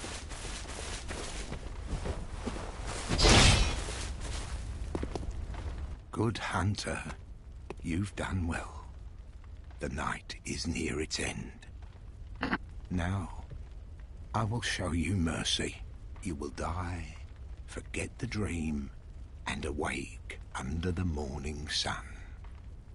You will be freed from this terrible hunter's dream. So, at this point, you only have one or two options. You can refuse and get yourself into the second ending, or you could submit your life. Submitting your life will grant you an easy finish to the main game, and it will open up your way into New Game Plus 1. Essentially, with New Game Plus 1, all of your items will be restored in the actual game world. Every material you've picked up, every boss you fight, every weapon you collect, every piece of equipment there is, will be restored into the world, and you can pretty much run through the whole game all over again, which is essentially what we do game to game to game. The only added difference is that enemies will be a little bit more stronger, and echoes will be increased in terms of payout for the number of enemies you kill. So what was once 50 echoes for killing a villager will probably be maybe 120. Werewolves that were originally 2,000 will probably be now 8,000. And it goes up and up and up and up. New Game Plus 1 all the way up to New Game Plus 6. This includes the DLC, so you can run it all over again and get all those items without having to really fuss too much over it. So what we're going to do is just submit. Farewell, my keen hunter. Fear the blood. And here we go. In which case we will turn around and kneel.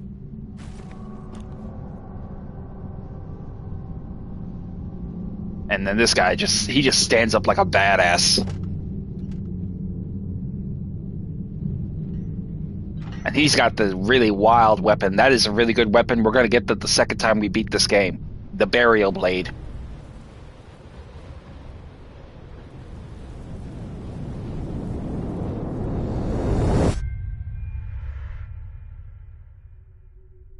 And essentially, by killing us, you can see our head just literally turned into a bunch of rose petals.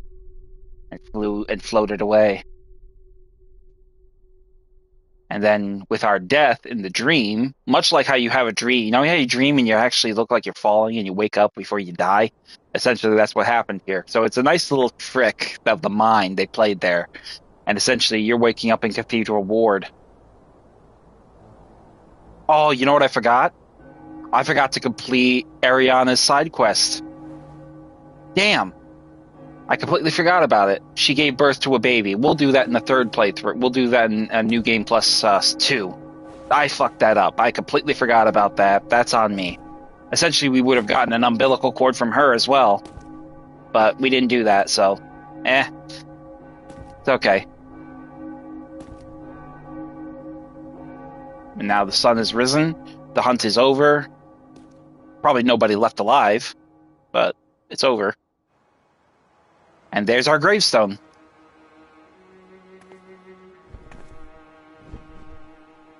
And now the church, the hunter's workshop has been restored. The night has been restored in the dream, and we're back to square one. Farewell, good hunter. May you find your worth in the waking world.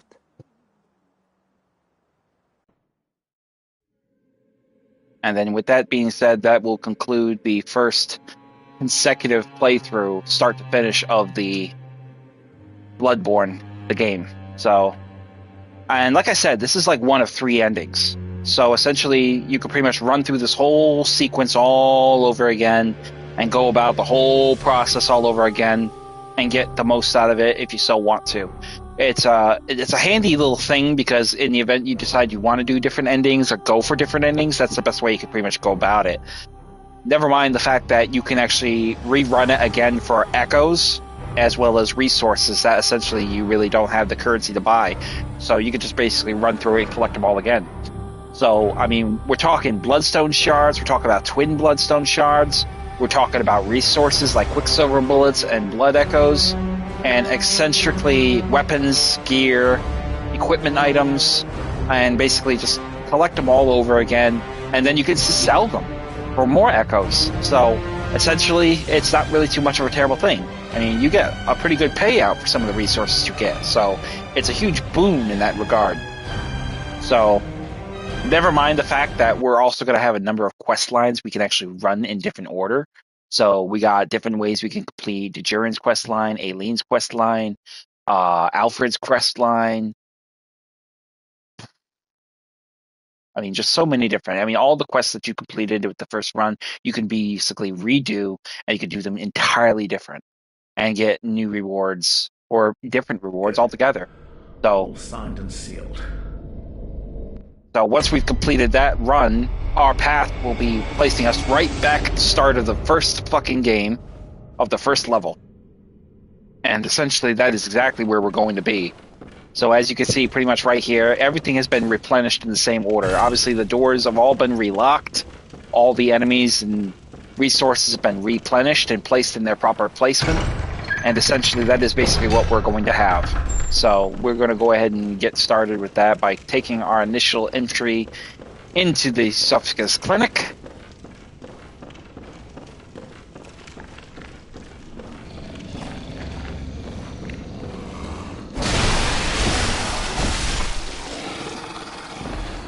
As you can see right there, we got 3,000 blood echoes from the werewolf over here. More blood vials, so everything has been replenished. We can easily run this again, start to finish, which is going to be a huge boon in that regard. So,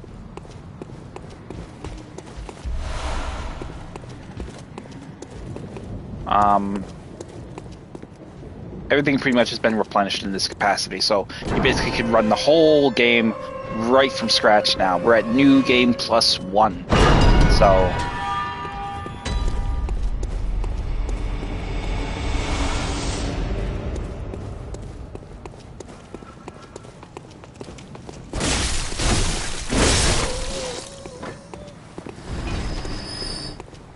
over here, we'll obviously grab the blood vials, and obviously over here, the villagers lying in wait. And then obviously some Molotovs on this body. Go ahead and pull the lever to lower the ladder once more.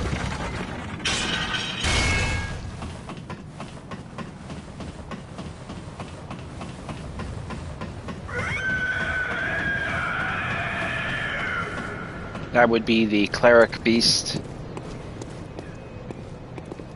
Go ahead and light the lantern and go ahead and have a chat with Gilbert. Oh, and I'm Gilbert.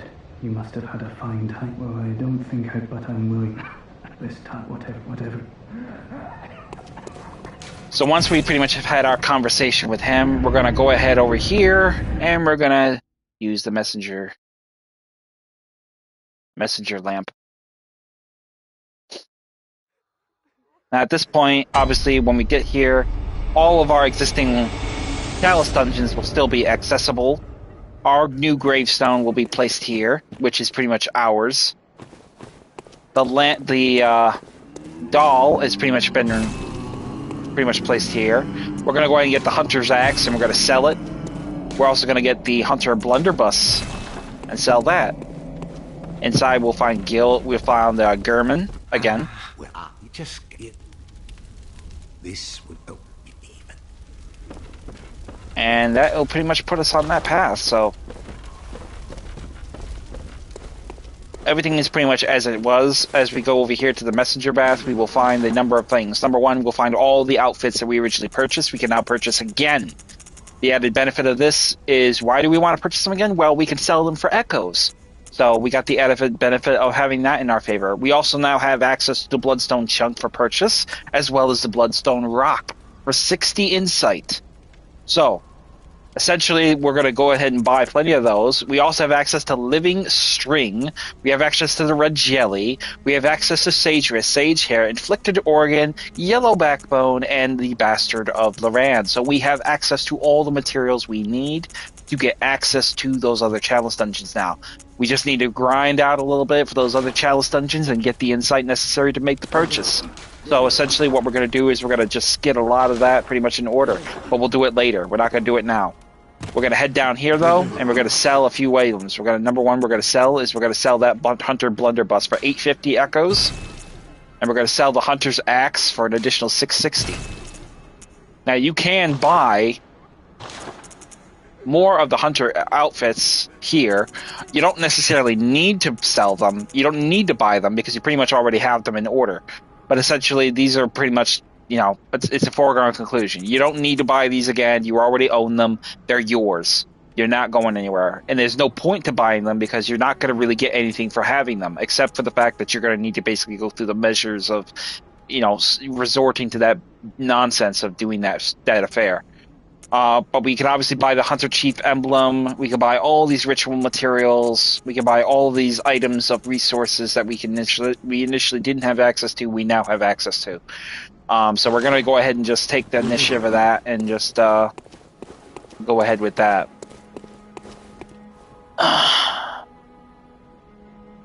And I think.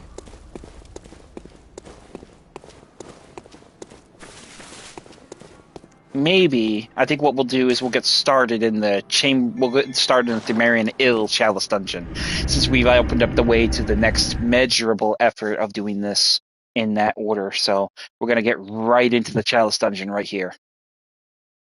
I don't want to get more further into the main game because by that point I'm going to start a new stream and I'm going to do New Game Plus 1, second run. Essentially, is we'll name it the second run, New Game Plus 1.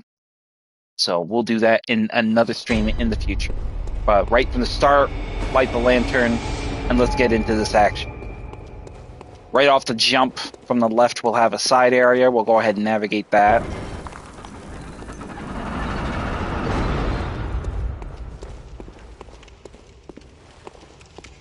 As you can see right here.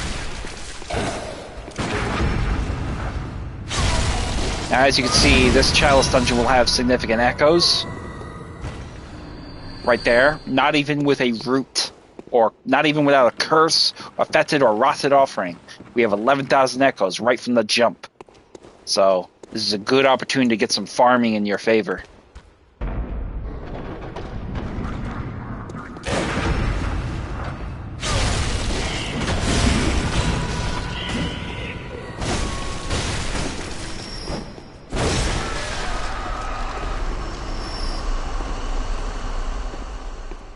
Want to be careful because I don't know what kind of threats we'll be contending with in this area.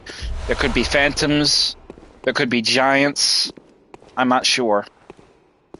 I don't remember particularly exactly what is waiting for us. So we're gonna open up this path, and it looks like we've got a catacombic entry.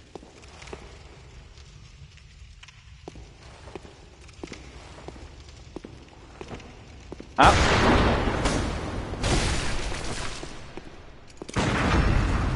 Asshole. That's why I was going real slow like. Here we got a trap. Get that out of here. Let's put on our hunter hat for added protection. Sounds like we got a watcher in our vicinity, so we're gonna be careful with that. Head back and then up and go through that door to your left, what was our right.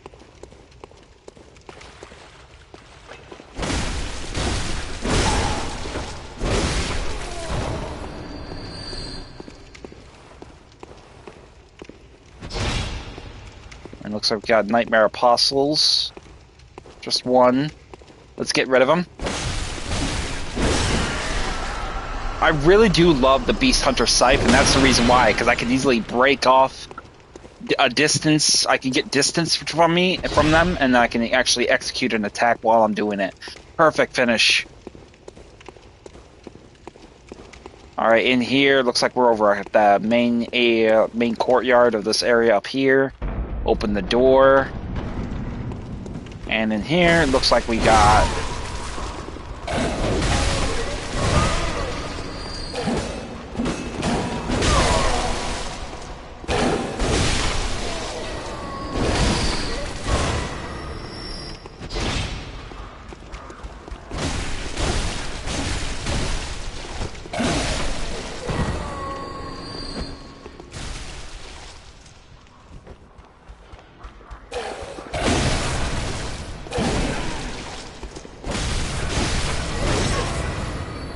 Obviously, goes without saying, these guys are going to hit you like a fucking trunk. So you want to be careful. This son of a bitch is moving. Come on, asshole.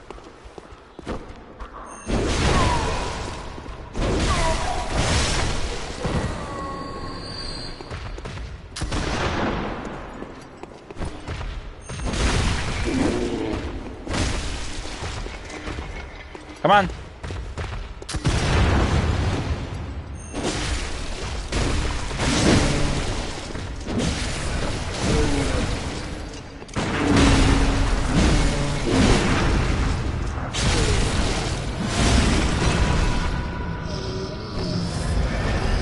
Watchers will give you 46,000 echoes here.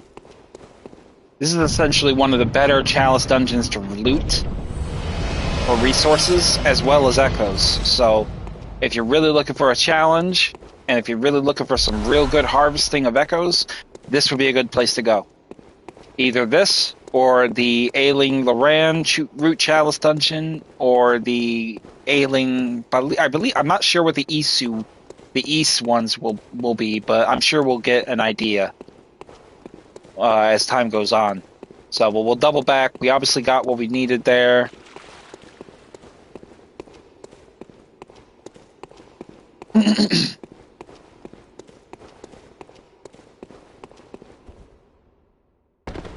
Just drop down.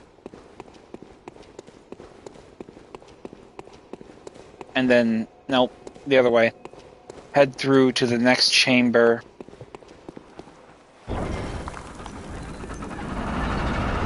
And light the lantern.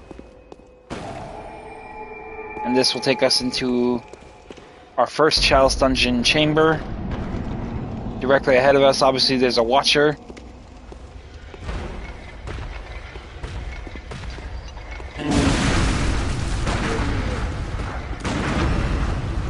And visceral attack.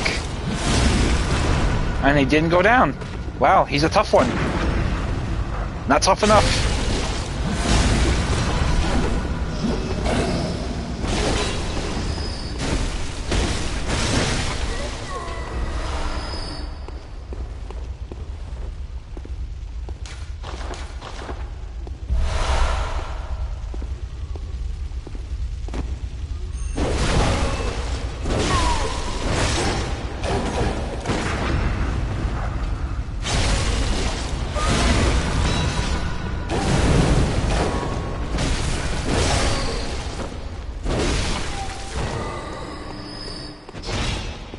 So once we dispatch the ghoulies, as well as this big bastard here, we want to just take a quick gander around, make sure no mercy for fatties. Love it. Alright, watch out for the trap.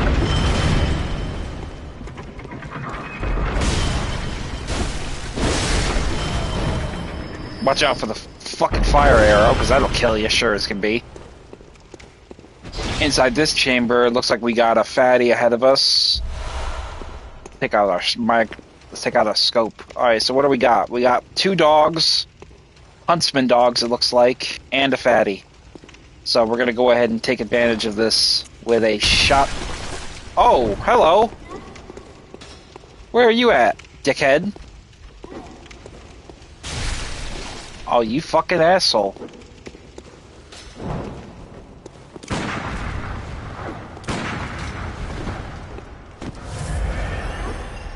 Alright, that takes care of him. Now I want to get rid of this dog.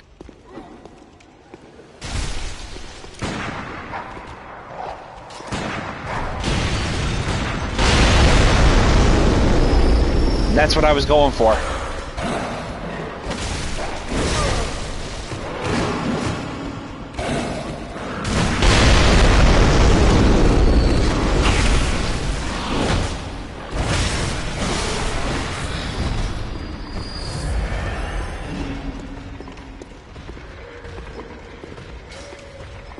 I could hear a poltergeist, an evil spirit.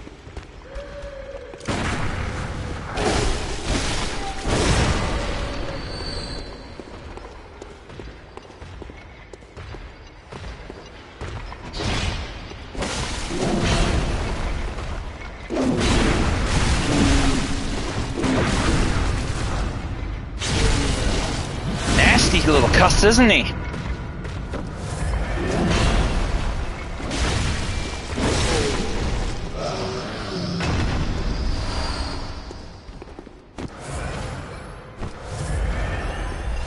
Quicksilver bullets. And Molotov cocktails. Obviously, that door will lead us to our evil spirit that we don't want to deal with right now, at least not yet. I definitely want to put on some sedative, though, in the event she does get me. So I don't get killed by frenzy. Inside here, what do we got here? Nothing. Let's head to the back of this passage. Slow.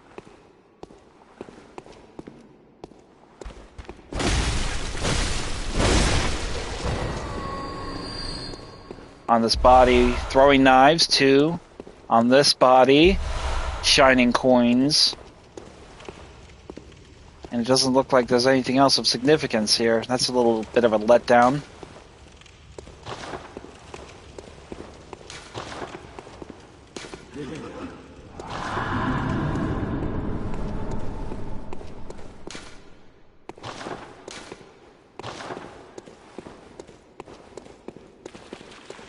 So, now that we've pretty much navigated that point, now we can head through that other passage over here. This will probably likely take us up to our upper level where we need to be. Alright, so here comes the spirit.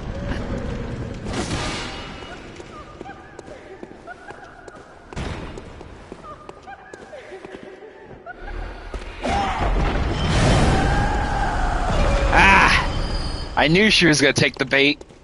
That's why I did that. I was lucky. I didn't think it was going to work. She teleported, she dropped down and she was gone, but that particular instance it worked. So once we've taken care of the spirit, we'll head up the ladder. And it looks like we've got a few options here. Obviously that one option back there is the door leading that way, but I want to take this one because this will take us out on our balcony area, which is essentially where I want to be.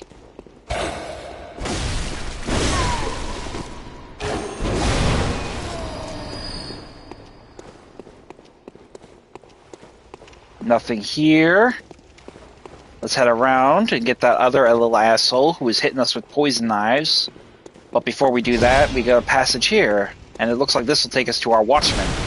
And in turn, our lever key.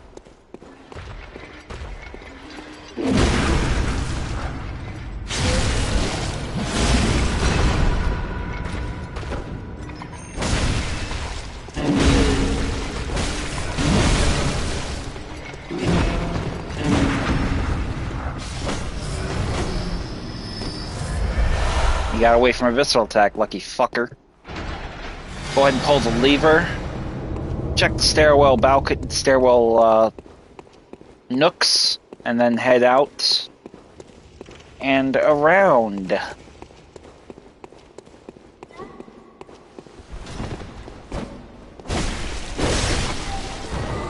Remember me, asshole? Nothing there. And then here, this will take us back to this area, which I want to go into this area. This is essentially where it was overlooking the fatty and his little 3 butt buddies with their flaming weapons. Do we have any blood liquors to concern ourselves with? Doesn't look like it. That's good. I'll take it. Oh, over here we got something. Shining coins, 6. So we'll essentially jump off. Ha! I could have timed that better. Opening up the gate, it looks like we will have a side area to our left. So open that up, and in we go. Get all these blood-clad clothes off.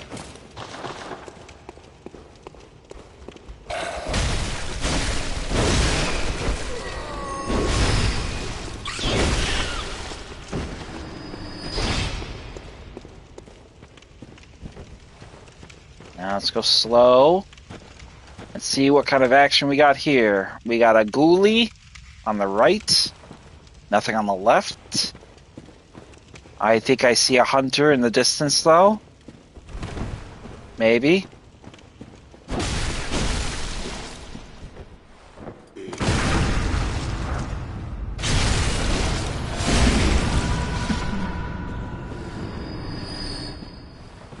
Yep, we got a hunter.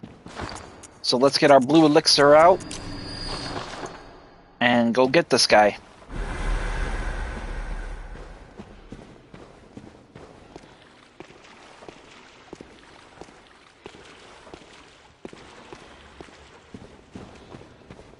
Go behind this body, we'll have a blood vial.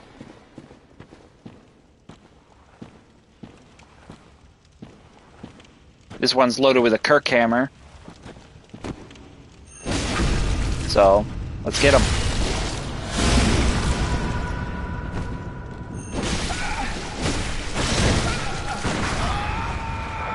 That's it. Sorry, buddy. 53,000 echoes for that job. Once we dispatched him, head through the tunnel to his right and navigate carefully. I don't know if there's a cannon above us. We'll find out in a moment. We don't have cannon, but we got a lot of oil jars. That's usually a good indicator that somebody's going to throw a Molotov.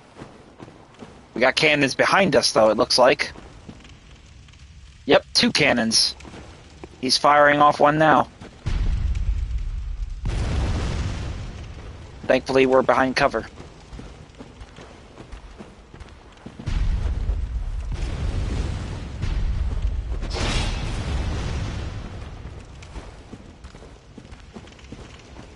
It doesn't look like we got an access way up, so we're gonna have to make our way out and across.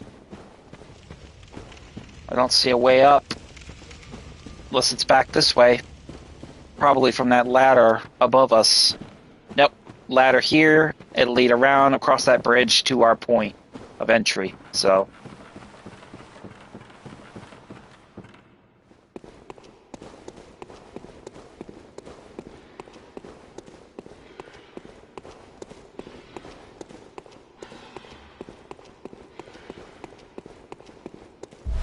Grab the 2 mold off the body.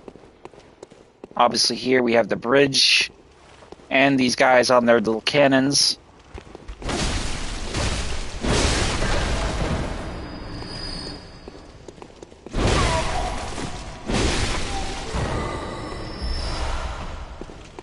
Now we need to lower the drawbridge. Obviously there's a ladder here leading us up. Take it.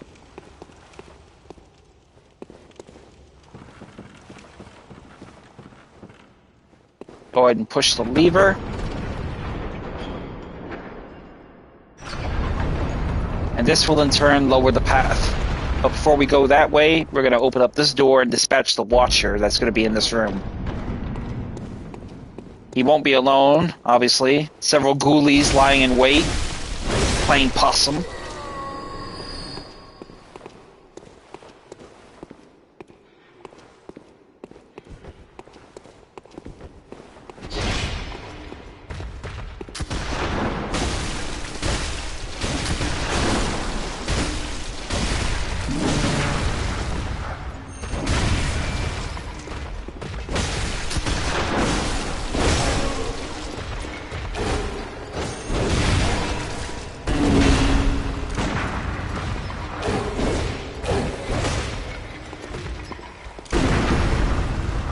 Nope.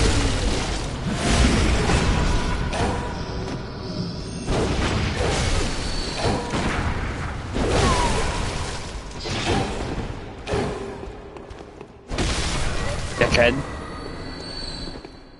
Get some blood bullets, heal up some of those blood vials, and then go ahead and push your way into the throes of this faction here. Open the coffin, and inside we will find some ritual blood, level 5.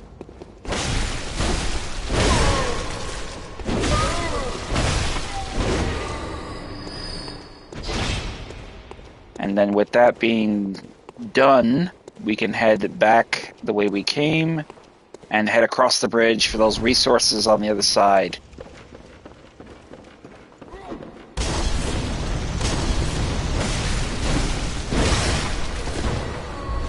Grab the tomb mold, that cold blood, Molotovs, Quicksilver, and more Quicksilver.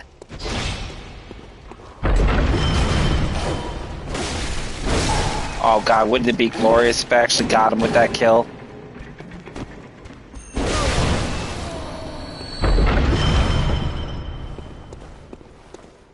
Blood vials and nothing more. And then just make your way out.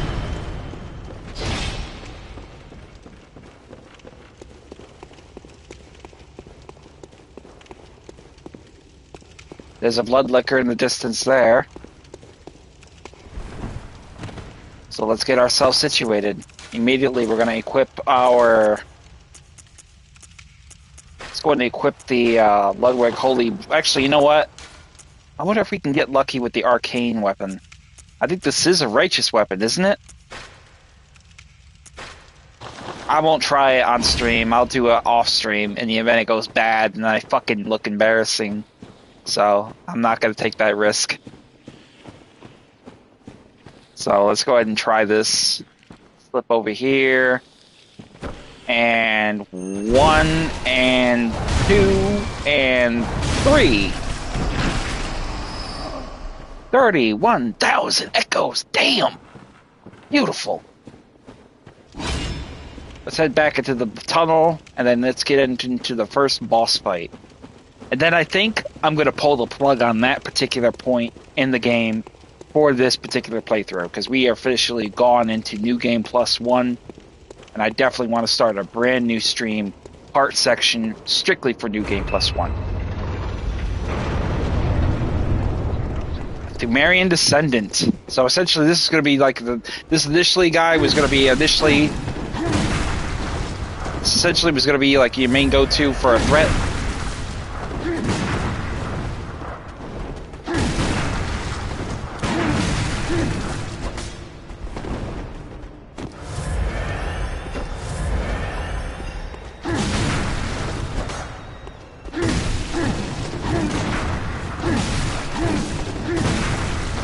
Son of a bitch.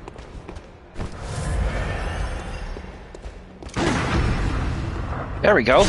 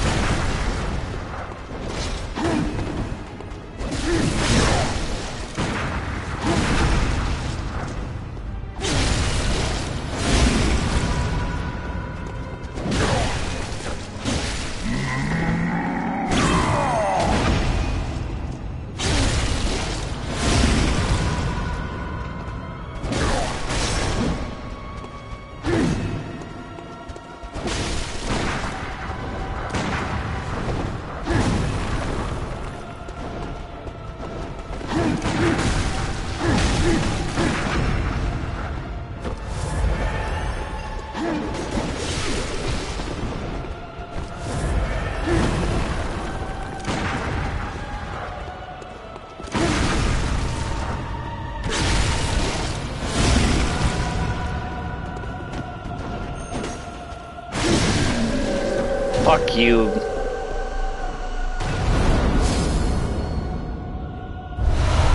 And by killing him, we got a Tempering Damp Blood Gem, we got a Bloodstone Chunk, and we got 216 Blood Echoes. That is good. So with that being said, we're going to head back to the Hunter's Dream. We're going to use these Echoes, and we're going to take the most of it into consideration for our next run. As you can see, the doll is up and running, so we're going to talk to her. Hello, good hunter.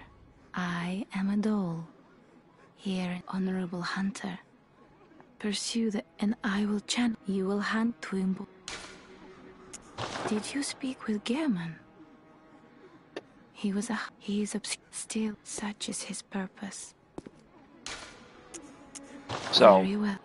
we'll use we'll have her improve our power.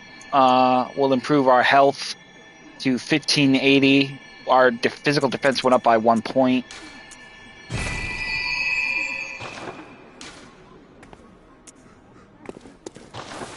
Let me see what we got for echoes so we can use.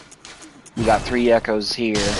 I'm not sure what is the minimum requirement now for the power to be branched. So we're about short 100,000. So let me see if I can't sell a few things, resources wise, that I can use to get that, make up for that difference. So we'll get 5 off the Ritual Blood 3. We'll get 2 off of there. The 2 mold will get 10.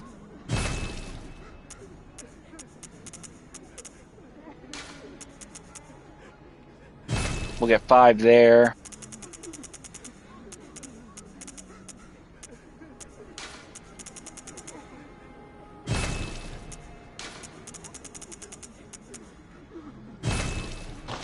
I think we have enough now to sell. Welcome. What? Very well. Let's see. Let me.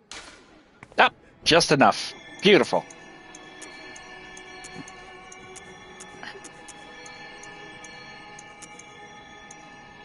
We'll go ahead and raise our blood tinge by 1 point. And that will be the entirety of our power in that capacity. But we will go up here and we'll get some more echoes by buying Dejurin's outfit, Henrik's outfit,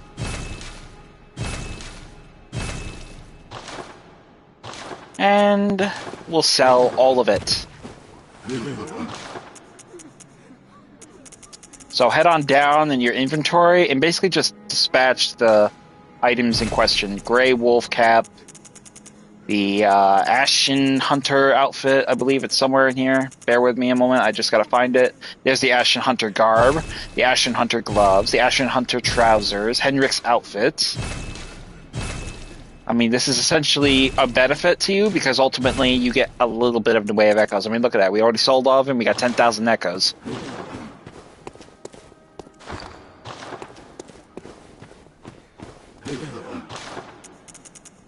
Which we will use to buy 2 throwing knives, 1 bone marrow ash, and a couple of bold hunter marks. And that's it.